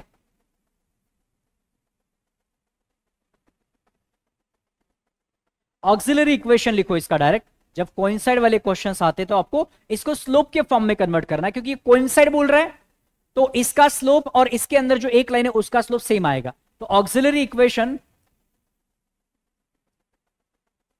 of ax square plus 2hxy plus by square equal to 0 is, इसका ऑक्सिलरी इक्वेशन क्या आएगा? bm square plus 2hm plus a is equal to 0 है ना। bm square plus 2hm plus a is equal to 0, ये होगा इसका auxiliary equation. ठीक है, अब यहां पे इसको देते हैं हम इक्वेशन नंबर 1। अब line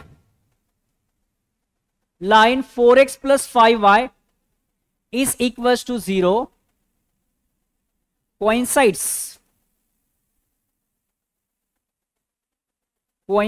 with one of the line given by equation 1, one of the line given by equation 1, मतलब equation 1 ने one of the line given by ax square plus 2hxy plus by square equal to 0, इसके एक line से, इसके किसी एक line के साथ ये लाइन कोइंसाइड हो रही है। मतलब क्या करना है पता है? सो देयरफॉर स्लोप ऑफ, एक मिनट ना, देयरफॉर ने ये कोइंसाइड हो रही है and slope of 4x plus 5y equal to 0 is, इसका स्लोप क्या आएगा? -4/5। इसका स्लोप क्या आएगा? -4/5। तो अब इसका जो स्लोप होगा वो इसके ऑक्सिलरी इक्वेशन को सैटिस्फाई करेगा, क्योंकि उन्होंने क्या बोला था, ये इसकी जो लाइन है, ये लाइन जो है इसके किसी एक लाइन के साथ कोइंसाइड हो रही है, मतलब इसका स्लोप और इसके अंदर जो लाइन है उसका स्लोप सेम होगा। मतलब यहां पे जो वैल्यू आ गई -4/5, वो m के जगह पे पुट कर दो, वही हमारा आंसर होगा। ठीक है, तो यहां पे हम लिखते हैं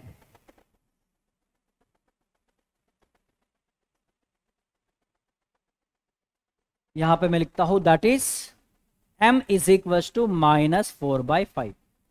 सो therefore m is equals to -4/5 will satisfy equation 1। ठीक है, m इक्वल टू -4/5 क्या करेगा? इक्वेशन 1 को सेटिस्फाई करेगा। तो b ये हो जाएगा -4/5 का whole square plus 2HM, m मतलब -4/5 plus a is equal to 0। बस यही करना है। जब भी कोइंसाइड वाला क्वेश्चन आता है, ये जो आपको homogeneous equation in degree 2 given है उसको आप ऑक्सिलरी में कन्वर्ट करेंगे, इसका स्लोप फाइंड आउट करो और इसमें पुट कर दो। कभी कभी ऐसा भी आता है कि इस perpendicular to one of the line given by, तो अगर परपेंडिकुलर बोल रहा है तो इसका जो स्लोप आया इसका नेगेटिव रेसिप्रोकल करके इसमें पुट कर दो, बस इतना ही करना है। कोइंसाइड है तो एज इट इज पुट करेंगे, अगर बोल रहा है परपेंडिकुलर है तो इसका नेगेटिव रेसिप्रोकल करके यहां पे पुट कर दो m की जगह पे, जो आंसर आएगा वही फाइनल आंसर है। इसको मैं सॉल्व करता हूं तो ये b -4 का स्क्वायर होगा 16 और 5 का हो जाएगा 25 माइनस, क्योंकि प्लस और minus minus 8h/5 plus a is equal to 0, है ना। अब 25 से मल्टीप्लाई कर दो थ्रू आउट, मल्टीप्लाई बाय 25 से मल्टीप्लाई करेंगे थ्रू आउट द इक्वेशन, हम 25 से मल्टीप्लाई करेंगे, ये 25 कैंसल, तो यहां पे आएगा 16b, ठीक है। देन यहां पे 25 से मल्टीप्लाई करेंगे तो 25 से 5 5 जा, ये 5 कैंसिल हो जाएगा, ऊपर यहां पे 5 आएगा, तो वो 5 और 8 हो जाएगा यहां पे 40, तो 40h, और यहां पे हो जाएगा फिर से 25a, यहां पे फिर से हो जाएगा 25a, that is equal to 0, और यही होगा हमारा फाइनल आंसर, ठीक है। 16b minus 40h plus 25a, ठीक है। सो दिस इज द कंडीशन, उन्होंने कंडीशन पूछी थी ना, कि वो कंडीशन कौन सी होगी, जब ये लाइन इसके साथ, इसके एक लाइन के साथ कोइंसाइड होगी, तो वो कंडीशन हमें यहां पे मिल गई, 16b minus 40h plus 25a, right. Auxiliary equation, then इसका स्लोप फाइंड आउट किया, और वही स्लोप हमने m के जगह पे पुट कर दिया, जो आंसर आया वही फाइनल आंसर यहां पे हमने एक्सेप्ट कर लिया, okay. Yes, so this is the final final final answer, done done done.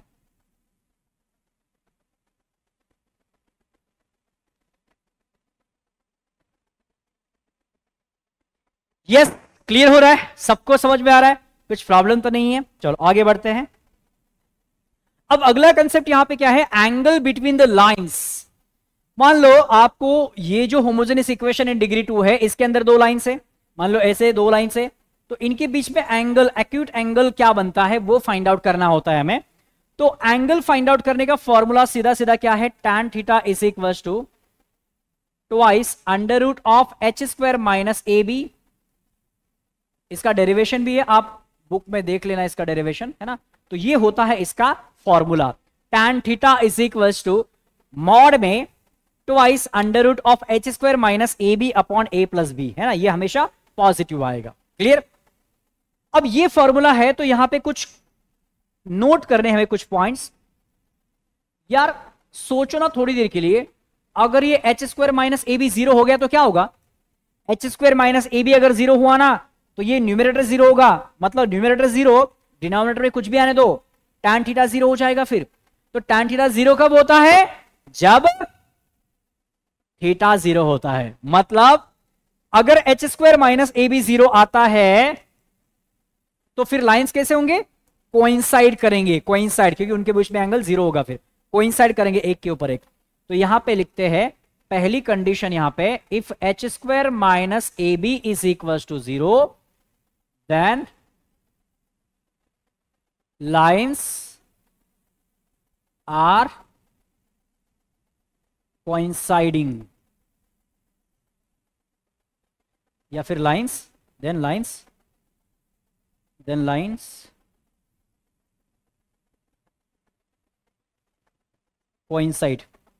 Coinciding lines. अच्छा ये बताओ मुझे, अगर डिनोमिनेटर 0 हो तो क्या हुआ, डिनोमिनेटर अगर 0 हो जाता है तो इसका आंसर आएगा नॉट डिफाइन, और tan थीटा नॉट डिफाइन कब होता है, जब उसका एंगल 90 डिग्री होता है। तो अगर यहां पे a प्लस बी की वैल्यू 0 आती है तो हम बोलेंगे कि लाइंस परपेंडिकुलर है, क्योंकि थीटा 90 डिग्री आ रहा है। तो यहां पे लिखेंगे then lines are perpendicular, lines कैसे होंगे तब, परपेंडिकुलर होंगे, ठीक है, लाइंस हो जाएंगे perpendicular, clear. H square minus ए बी अगर 0 आता है तो लाइंस आर कोइंसाइडिंग, या फिर लाइन कोइंसाइड्स, एंड अगर a प्लस बी 0 आता है तब लाइंस परपेंडिकुलर होते हैं, और इसके ऊपर सीधा सीधा क्वेश्चन आ जाता है, डायरेक्टली आ जाता है कि आपको एक इक्वेशन दिया होगा, बताओ फिर ये लाइंस कोइंसाइडिंग है कि पैरेलल है, या फिर show that these lines are, sorry coinciding है कि परपेंडिकुलर है, show that these lines are perpendicular. तो आपको अगर परपेंडिकुलर पूछते हैं ना, सीधे से देखना है ए और बी का एडिशन 0 आ रहा है क्या, अगर आ रहा है तो हाँ फिर परपेंडिकुलर है। और H square minus A B 0 आ रहा है क्या, अगर आ रहा है तो लाइन कोइंसाइड्स। ठीक है, चलो ये देखो क्वेश्चन, पहला क्वेश्चन क्या है, find the measure of the acute angle between the lines represented bye. आपको एक्यूट एंगल फाइंड आउट करना है तो ये बड़ा वाला फॉर्मूला यूज करना है, ये एक्यूट एंगल फाइंड आउट करने के लिए यही तो फॉर्मूला है। तो बस सिंपल हम क्या करेंगे, कंपेयर करेंगे इसको, कंपेयरिंग विथ, तो यहां से a, 2h एंड b के पहले वैल्यूज फाइंड आउट कर लेंगे। सो यहां पे लिखता हूं मैं comparing with ax square plus 2hxy, standard equation के साथ कंपेयर करते हैं ना, ax square plus 2hxy plus by square equal to 0। तो यहां से a क्या मिलेगा हमें, a मिलेगा 3, 2h मिलेगा हमें -4/√3। तो 2h अगर इतना है तो यहां से h भी फाइंड आउट करो फिर, ठीक है, क्योंकि हमें h की जरूरत पड़ती है। तो h मतलब इसका आधा, तो -4 है तो उसका आधा -2, तो -2√3, और b क्या हो जाएगा यहाँ पे 3। ठीक है, अब एक्यूट एंगल फाइंड आउट करने का फॉर्मूला हमें पता है, तो यहां पे लिखते हैं एक्यूट एंगल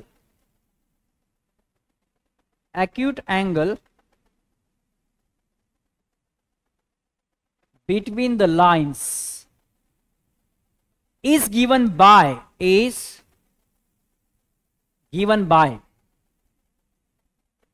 फॉर्मूला क्या होता है, tan theta is equals to, formula है tan theta is equals to mod twice under root of H square minus A B upon A plus B. ठीक है, this is a plus B. सारे के सारे values हमारे पास यहां पे available है, बस वैल्यूज पुट करो और जो भी आंसर आता है वही फाइनल आंसर है। और ये क्वेश्चन बहुत इंपॉर्टेंट है, एग्जाम में आता है, बोर्ड एग्जाम के लिए बहुत ज्यादा इंपॉर्टेंट है, और ये इजी पार्ट है यार, कुछ है ही नहीं, फक्त फॉर्म्युला पार्ट करायचा, त्यामध्ये व्हॅल्यू भरायच्यात, जे आन्सर येईल ते फायनल आन्सर। ठीक आहे, बघा आता आपण कसं सॉल्व करणार याला, व्हॅल्यू टाका फक्त इथं आता। So that is equals to mod twice under root of H square minus A B, H किती आहे, एच आहे -2√3, एच आहे इथे -2√3 है ना, तो H square minus A b, a 3 आहे आणि बी पण 3 आहे, तो a into b divided by a plus b, तो दिस इज 3 + 3। लक्षात है ना, चलो। So that is equals to क्या हो जाएगा, ये होगा ट्वाइस अंडर रूट ऑफ -2 का स्क्वायर होता है 4 और √3 का स्क्वायर होता है 3। अब 3 × 3 होगा 9 डिवाइडेड बाय 3 + 3 होगा 6, that is equals to twice.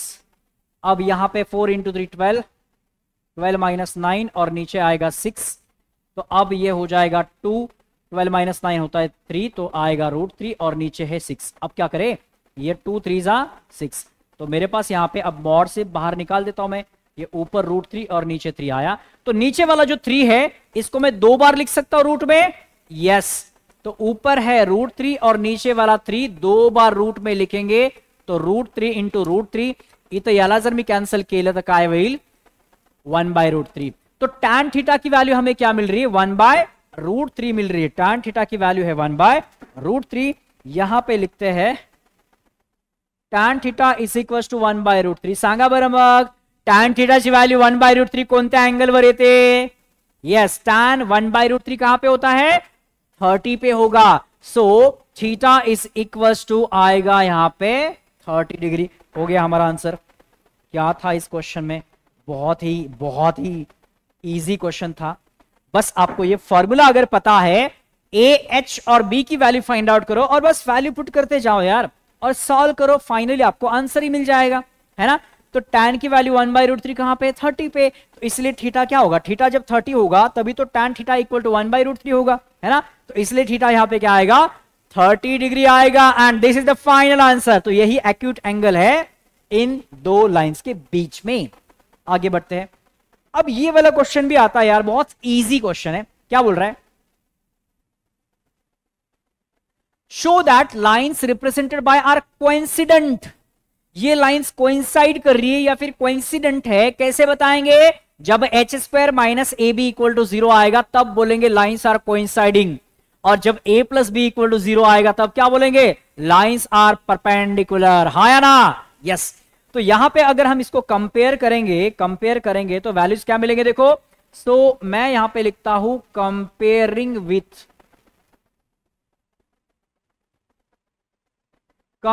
With A x square plus 2hxy plus by square equal to 0। यहां से एबीसी की वैल्यूज क्या मिलेंगे?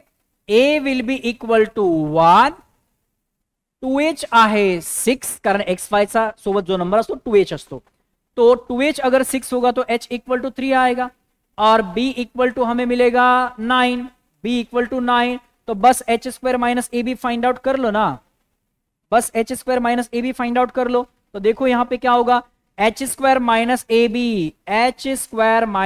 बी इक्वल टू क्या होगा? This is 3 square minus 1 into 9, तो 3 स्क्वायर 9, 1 इंटू 9 9, 9 माइनस 9 0।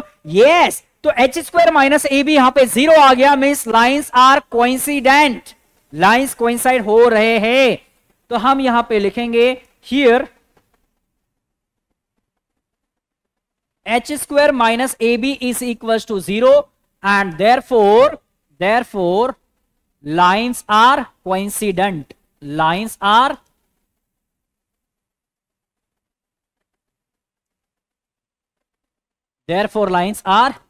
coincident। ये लाइंस कैसे हैं? कोइंसिडेंट लाइंस है। क्लियर? ये लाइंस यहां पे कोइंसिडेंट है क्योंकि H square minus A B 0 आ गया, हमने प्रूव कर दिया। अगर यहां पे बोलता कि ये परपेंडिकुलर है कि नहीं चेक करो, तो आप क्या करते थे? ए और बी का एडिशन देखना है, बस ए और बी का एडिशन क्या आना चाहिए? 0 आना चाहिए। A plus b must be equal to 0, यहां पे नहीं है, मतलब ये लाइंस परपेंडिकुलर नहीं है। राइट, बस इतना ही करना है परपेंडिकुलर लाइन में। अब क्या बोल रहा है? फाइंड, हाँ वही क्वेश्चन आ गया, find the value of K if lines represented by this are perpendicular. अब उन्होंने बोला है कि लाइंस परपेंडिकुलर है, ये जो लाइंस है, ये जो होमोजेनियस इक्वेशन लाइंस को रिप्रेजेंट कर रहा है, ये परपेंडिकुलर लाइंस है, तो के की वैल्यू फाइंड आउट करो। एकदम इजी है यार, अब वही प्रोसेस करना है पूरा, कंपेयरिंग विथ। तो ए की वैल्यू क्या आएगी? यहां पे ए की वैल्यू आएगी के, 2h यहां पे आएगा 4, बट 2h की हमें यहां पे जरूरत नहीं है, और b क्या आएगा? -4। अब मैं थोड़ा शॉर्ट में करता हूं, है ना, मसला आप मार सकते हैं अभी।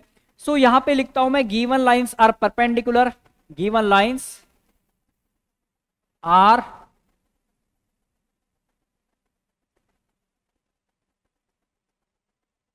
परपेंडिकुलर। सो देयरफॉर अगर लाइंस परपेंडिकुलर होते हैं तो वहां पे a प्लस बी का एडिशन कितना आना चाहिए? 0 आना चाहिए। So therefore a plus B equal to 0, क्योंकि परपेंडिकुलर दिया है, ये क्वेश्चन में ही बोला है, तो a प्लस बी 0 आना चाहिए। और a क्या है यहां पे? k, b क्या है? -4 है ना, b क्या है? -4 है, लगे तो ऐसा लिखो a plus B is equal to 0, तो ये हो जाएगा k -4 equal to 0, means k equal to क्या आएगा? 4 आएगा। k इक्वल टू क्या आएगा? यहां पे 4 आएगा। So the correct answer is option. यहां पे कहां ऑप्शन? ऑप्शन नहीं है ये बोर्ड का लेक्चर है। तो यहां पे k इक्वल टू क्या आएगा? 4 आएगा। तो हमारा करेक्ट आंसर यहां पे k इक्वल टू 4। ठीक है, हमने क्या किया? सिंपली लाइंस परपेंडिकुलर बोला था क्वेश्चन में, तो हमने a और b का एडिशन 0 कर दिया और हो गया। k equal to 4 is the answer. चलो अब आगे क्या बोल रहा है? General second degree equation in x and y। अभी तक हम होमोजेनियस इक्वेशन के साथ खेल रहे थे, ठीक है, अभी तक बस हम होमोजेनियस इक्वेशन देख रहे थे। अब हमें जनरल इक्वेशन देखना है x और y में, ठीक है। तो देखो क्या बोल रहा है, general equation in x and y कैसा होता है? ये ऐसा दिखता है, वो है ना, वो इक्वेशन ऐसा होता है, ax square plus 2hxy plus by square plus 2gx plus माgx, sorry 2gx plus 2fy plus c है ना। देखो यहां तक तो सेम ही है, होमोजेनियस इक्वेशन अपना यहां तक तो सेम ही है। एक्स्ट्रा क्या आ गया इसमें? 2gx plus 2fy plus c equal to 0, right. हे असं का बरं झालं सर, हे कसं काय वाढलं? कारण जनरल सेकंड डिग्री इक्वेशन म्हणजे काय, आपण तिकडे कोणत्या लाईन्स बघितल्या होत्या ज्या ओरिजिन मधूनच पास होतील, म्हणजे त्यामध्ये हा सी नव्हता. y is equals to mx plus c जे असतं ना, हे नव्हतं, म्हणून ते इथपर्यंत आलं होतं. पण आता हे एक टर्म वाढली ना, मल्टिप्लाय केल्यामुळे मग ते आणखी टर्म्स वाढतील, मग ह्या एवढ्या टर्म्स वाढल्या. आता अशा टाइपचे इक्वेशन्स आपण बघणार आहोत. ठीक है, अशा टाइपचे इक्वेशंस अपन बघणार आहोत. तो जनरल सेकंड डिग्री इक्वेशन जब भी पूछा जाता है आपको, तो ये इतना बड़ा इक्वेशन आपको लिखना है.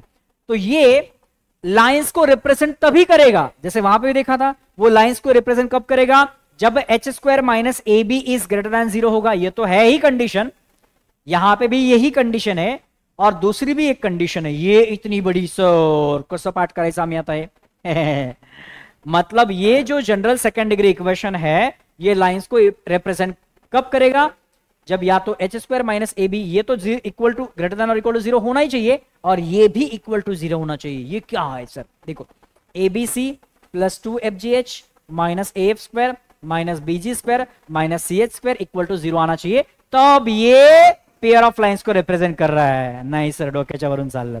ठीक आहे, मग हे शॉर्ट ट्रिक सांगतो. शॉर्ट ट्रिक सांगू का, बघा एक शॉर्ट ट्रिक लक्षात ठेवायचं. मग हे जर नसेल लक्षात ठेवायचं तर यालाच असं लक्षात ठेवलं तरी चालेल. हे जे ना फर्स्ट वाला, त्यालाच असं लक्षात ठेवा, एक डिटर्मिनंट इक्वल टू 0 आला पाहिजे. AHG BFFC equal to 0. हा डिटर्मिनंट जर तुम्ही सॉल्व केला तर हेच येतं, त्यामुळे हे लक्षात नाही राहिले तरी चालेल, मग काही प्रॉब्लेम नहीं. ये डिटर्मिनंट अगर आपका 0 इक्वल टू 0 आया, तो फिर आपके ये जो लाइन्स है, मतलब यहां पे जो सेकंड डिग्री इक्वेशन है, इसके अंदर जो दो लाइन्स है, इसके अंदर सॉरी ये जो सेकंड डिग्री इक्वेशन है, ये दो लाइन्स को ही रिप्रेजेंट कर रहा है. अगर डिटर्मिनंट इक्वल टू 0 आता है तो म्हणजे हा डिटर्मिनंट आणि हे इक्वेशन एकच आहे. पण हे पण तर लक्षात राहत नाही सर आमच्या. आता कसं लक्षात ठेवायचं ते सांगा. याच्यापेक्षा थोडंसं सोपं आहे, पण तरी पण कन्फ्युजन होईल ना. एच कुठं, बी कुठं, सी कुठं, एफ कुठं. आता एक भयानक शॉर्ट ट्रिक बघा. मग याला कसं लक्षात ठेवायचं, लक्ष द्या. All happy girls having beautiful faces going for cinema. हे तर लक्षात राहतं आपल्या, है ना. Happy girl, beautiful faces, cinema, एवढं भारी भारी सिच्युएशन म्हणजे लक्षात राहणारच ना. पुन्हा एकदा, all happy girls having beautiful faces going for cinema. बस डिटरमिनेंट हो गए याद.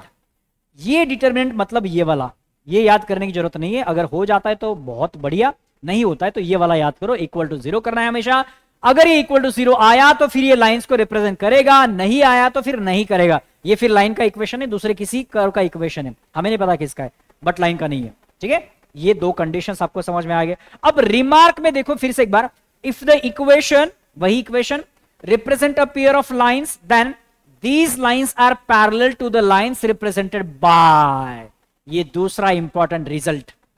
ये अगर दो लाइंस को रिप्रेजेंट कर रहे हैं, मतलब ऐसा इक्वल टू 0 या फिर ये आने के बाद अगर दो लाइंस को रिप्रेजेंट कर रहे, ये कंफर्म हो गया, तो फिर हम बोल सकते हैं कि इसके अंदर जो दो लाइंस आ रहे हैं, वो दो लाइंस इसके अंदर वाले जो दो लाइंस है उनको पैरेलल ही होते हैं, उन्हीं को पैरेलल होते हैं. देखो, represent a pair of lines, then these lines are parallel to the lines represented by.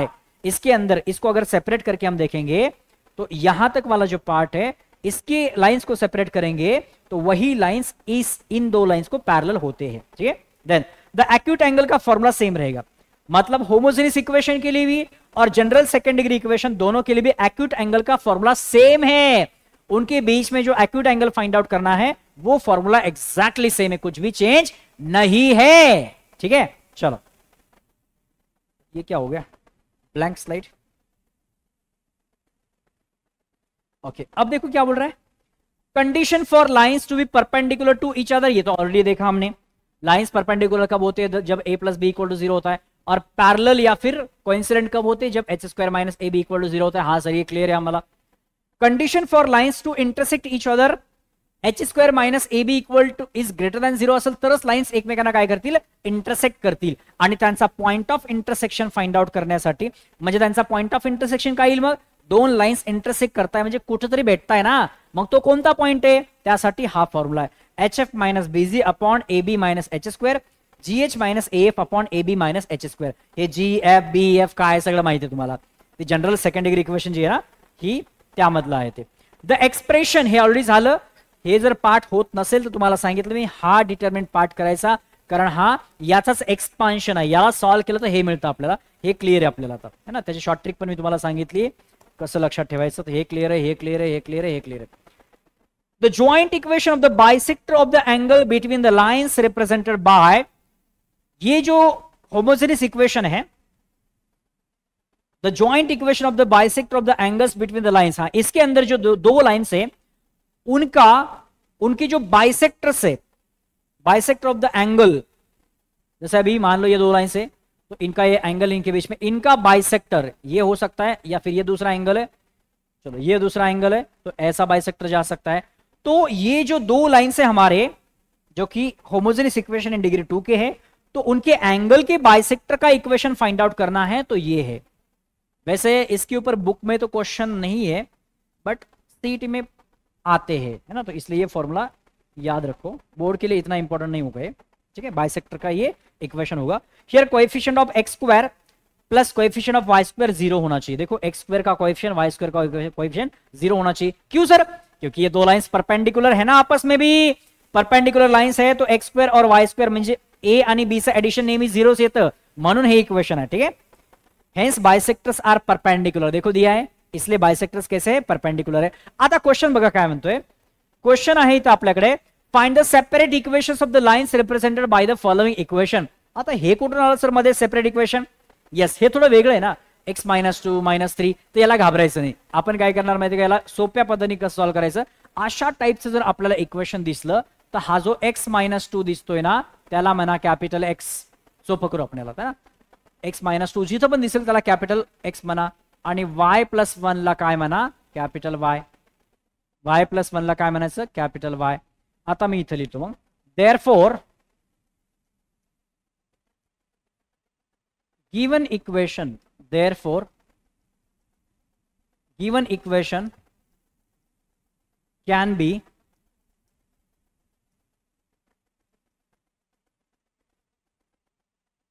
written as, बघा आता जिथं x -2 त्याला काय म्हणायचं? x म्हणा कॅपिटल x, तर हा झाला x स्क्वेअर. -3 याला पुन्हा x म्हणा, याला y म्हणा, आणि याला +2y म्हणा. आता हे तो लय सोपं झालं सॉल्व करण्यासाठी.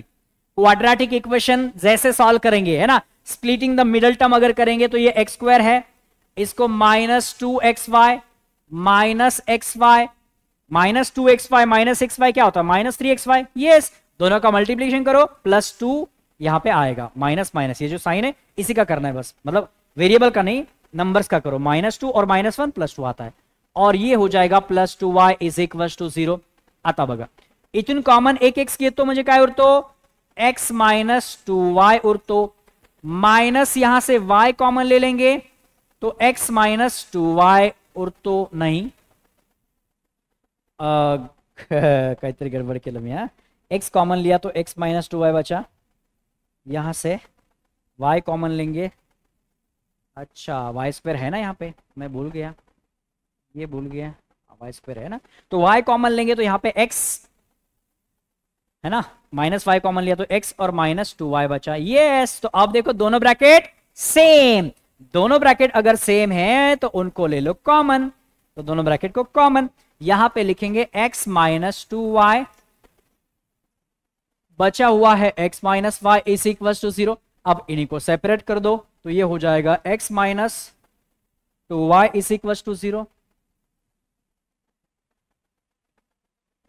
और दूसरा इक्वेशन क्या आएगा? x -y =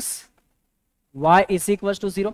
अब हमने इसको सॉल्व कर लिया, सिंपल हो गया. अब रीसब्स्टिट्यूट कर दो ये वैल्यू, x की जगह पे x -2, y की जगह पे y+1, है ना. तो यहां पे लिखेंगे नाउ पुट. अब क्या पुट करेंगे हम यहां पे? Put x = x -2 and capital Y जो आहे त्याला आपण y+1 ला रिप्लेस केलं होतं ना. पुट किंवा रिप्लेस म्हणा त्याला, रिप्लेस. पुट तर आपण ऑलरेडी केलंय, रिप्लेस.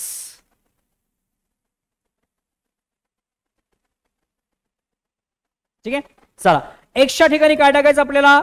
x -2.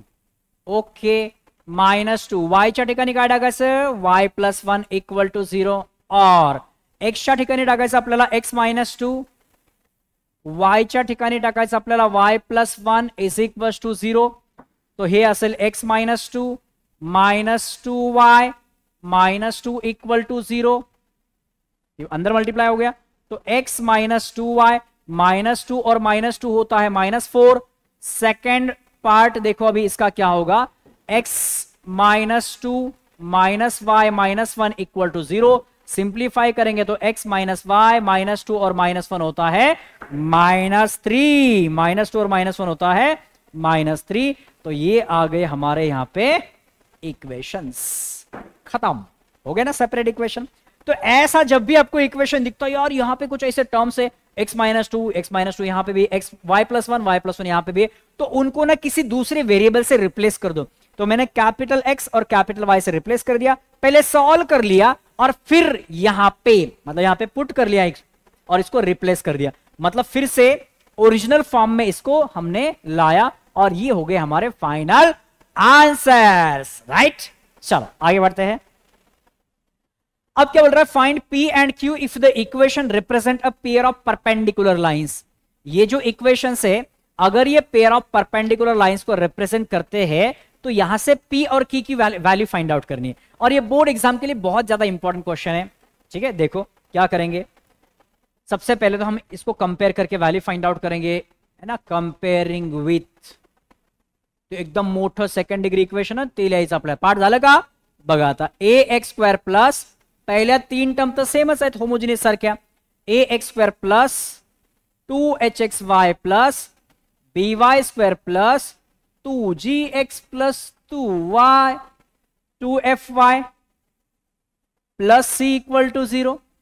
इसके साथ अगर कंपेयर करेंगे तो हमें a की वैल्यू क्या मिलेगी p, a मिळेल आपल्याला p, 2h ची व्हॅल्यू म्हणजे xy सोबत जो आहे तो म्हणजे -8 इथून आपण h पण काढून घेऊ मग दैट इज h = काय येईल -4 याचा हाफ करा ना, देन b = क्या आएगा वो नहीं 3 आएगा।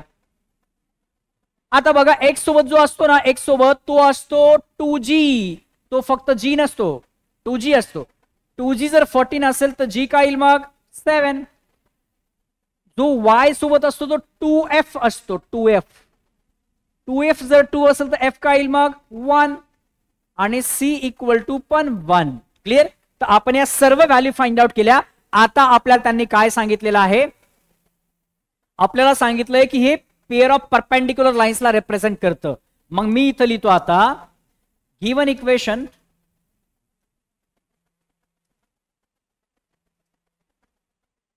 रिप्रेझेंट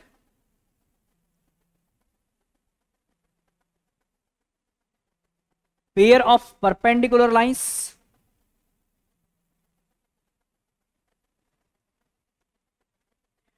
बघा पेयर ऑफ लाइन्स पण आहे आणि परपेंडिकुलर पण आहे। तर परपेंडिकुलर साठी आपल्याला कंडिशन माहिती आहे की a + b = 0 यायला पाहिजे, सो देयरफॉर a + b = 0 यायला पाहिजे आणि हे तर यायलाच पाहिजे।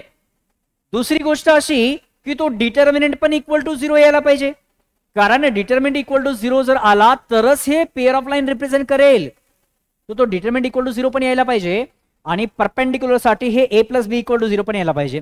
तो मी याला सॉल्व करतो मग आता डिटरमिनंट काय होता AHG all happy girls having beautiful faces going for cinema, ये क्या आना चाहिए =0 आना चाहिए, ये रिप्रेझेंट कर रहा है मतलब आएगा। फिर चलो फिर दोनों को सॉल्व करते हैं, है ना, याला सॉल्व करणं लय सोपं। a किती p आणि b किती b कुठे 3, तो p + 3 = 0, तो यहां से हमें मिलेगा p + 3 = 0, तो p = हमें क्या मिला -3 मिला। अब इसके पीछे पड़ते हैं, ठीक है, याला सॉल्व करायचं आपल्याला आता बघा याला कसं सॉल्व करणार आपण। a कितना है यहाँ पे a है p और p की वैल्यू हमें मिल गई है -3, a p है यानी p की वैल्यू -3, डायरेक्ट -3 टाकू, यस h -4 g 7, तो ये -4 और ये 7 हो जाएगा क्योंकि ये सेम होता है ऐसा। b कितना है b 3, f कितनी f 1, BFFC, yes, equal to 0 लेना है, क्योंकि उन्होंने बोला है कि पेयर ऑफ परपेंडिकुलर लाइंस को रिप्रेजेंट कर रहा है, मतलब ये भी 0 आना चाहिए। तो अब बस इसको सॉल्व करना है और हमें Q की वैल्यू फाइंड आउट करनी। बट Q कहां है? Q तो मिला ही नहीं हमें कहीं पे। Find P and Q। अच्छा, Q उधर है। C की वैल्यू Q है, C की वैल्यू 1 नहीं है, C की वैल्यू Q है,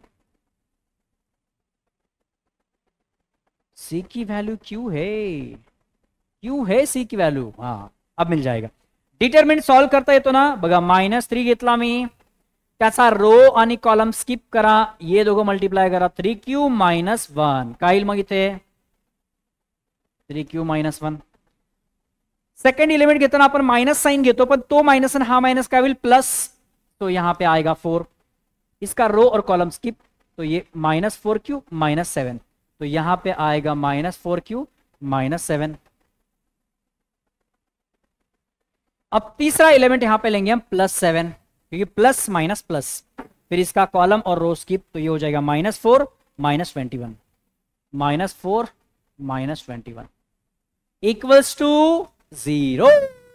क्योंकि डिटरमिनेंट को ऐसे ही सॉल्व किया जाता है, बस आता काय करा, याला मल्टीप्लाई करा, सो -9Q minus minus plus -16Q -28 -28 नहीं, याला पहले मल्टीप्लाई करून घ्या, हा झाला +7, अंदर हो जाएगा -25 इक्वल्स टू 0, ये आएगा -9Q प्लस, चलो -9Q -16Q को इसके साथ भेज देता हूं, फिर ये सारे नंबर्स को हम करेंगे सिंप्लीफाई। 3 - 28 क्या होगा? -25, इन दोनों को सिंप्लीफाई कर दिया, और ये कितना हो जाएगा? 25 × 7 -175 इक्वल टू 0। अब ये हो जाएगा 9 - 16, ये दोनों माइनस है तो -25, दोनों माइनस है तो एडिशन हो जाएगा -25, और ये दोनों भी नेगेटिव है तो इसका भी एडिशन होगा, तो 200 आएगा। अब -25Q इज इक्वल टू, इधर जाएगा तो 200 होगा, तो Q इक्वल टू क्या आएगा? 200 डिवाइडेड बाय -25, तो आंसर विल बी -8। ठीक है, तो Q की वैल्यू यहां पे क्या आ गई? -8 आ गई। P की वैल्यू नहीं, गलत है, क्योंकि P + Q इक्वल टू 0 आना चाहिए ना, क्योंकि परपेंडिकुलर लाइंस को भी रिप्रेजेंट कर रहा है, तो P + Q इक्वल टू 0 आना चाहिए। ये -3 है तो वो +3 ऐसा कुछ आना चाहिए, एक बार चेक करता हूं मैं। ठीक है, A + B, ये क्या लिखा है मैंने यहाँ पे? A + B, अच्छा B क्या है यहाँ पे? 3 है क्या? इसलिए P तो -3 आ गया, नो प्रॉब्लम है ना। P -3 है तो H क्या है? -4 है, HG BFFC, BFF क्या है? F, ओके, HG BFFC, ठीक है, तो -3, इसका रो और कॉलम स्किप, तो ये हो जाएगा 3Q - 1, ओके, प्लस फिर माइनस लिया तो -4 हो गया, ये स्किप, तो -4Q - 7Q, ठीक है, +7 स्किप, -4 - 21, ओके, तो ये हो जाएगा -9Q +3 -16Q -28, yes, -75 -9Q -16Q -25 हो गया, तो -25 -175, तो -200। करेक्ट तो दिख रहा है मुझे सब, बट ये करेक्ट तो नहीं आएगा, क्योंकि परपेंडिकुलर लाइन को रिप्रेजेंट ही नहीं करेगा। फिर P की वैल्यू -3 आ रही, Q की वैल्यू -8 आ रही, दोनों का एडिशन यहाँ पे, ओके, नहीं, सॉरी, बराबर है। A और B का एडिशन 0 आना चाहिए ना, A और B का एडिशन 0 आना चाहिए, तब ये परपेंडिकुलर लाइन है, तो करेक्ट है। देखो A यहाँ पे क्या है? 3 है, सॉरी, A मतलब यहाँ पे P है, P की वैल्यू क्या है? -3, और B यहाँ पे +3 है ना, यस, दोनों का एडिशन 0 आ रहा है, करेक्ट है। तो यहाँ पे A और सॉरी P और Q के वैल्यूज हमें यहाँ पे मिल गए, तो मैं लिखता हूं therefore Q is equal to क्या आएगा? -8, P इज इक्वल टू -3 और Q इज इक्वल टू -8 आएगा, and this is the final answer. Yes, इसको सॉल्व कैसे किया? दो कंसेप्ट मैंने यहाँ पे लगाया, क्योंकि दो वेरिएबल्स फाइंड आउट कर रहे थे ना, P और Q। एक कंसेप्ट लगा दिया, उन्होंने बोला था कि ये पेयर ऑफ लाइंस को रिप्रेजेंट तो कर रहा है, परपेंडिकुलर लाइंस भी है वो, तो परपेंडिकुलर लाइन की वजह से a plus B equal to 0 और पेयर ऑफ लाइंस को रिप्रेजेंट कर रहा है, तो ये डिटरमिनेंट इक्वल टू 0 आना चाहिए। तो बस इसको सॉल्व किया मैंने, ये वैल्यू यहां पे फाइंड आउट करके इधर पुट कर दी, तो फिर इस डिटरमिनेंट को सॉल्व किया तो मुझे q की वैल्यू भी मिल गई है। आई होप सबको क्लियर है यहां पे। चलो थैंक यू, डन। हाँ यस, तो second degree equation in x and y जो है उसमें बस आपको इतना ही पार्ट पता होना चाहिए कि वो पेयर ऑफ लाइंस को रिप्रेजेंट कर रहा है कि नहीं। अगर आपको चेक करना है कि पेयर ऑफ लाइंस को रिप्रेजेंट कर रहा है तो वो determinant must be equal to 0। अगर डिटरमिनेंट 0 नहीं आया तो आप बोलेंगे पेयर ऑफ लाइंस को रिप्रेजेंट नहीं कर रहा है, और अगर इक्वल टू 0 आया तो फिर हाँ रिप्रेजेंट कर रहा है। इतना आपको यहां पे याद रखना है। और आई होप आपको ये सारे के सारे कंसेप्ट क्लियर है, जितने भी क्वेश्चंस हमने आज कवर किए वो भी क्लियर है, तो यहां पे हमें रुकना चाहिए। So bye bye, take care and have a nice day.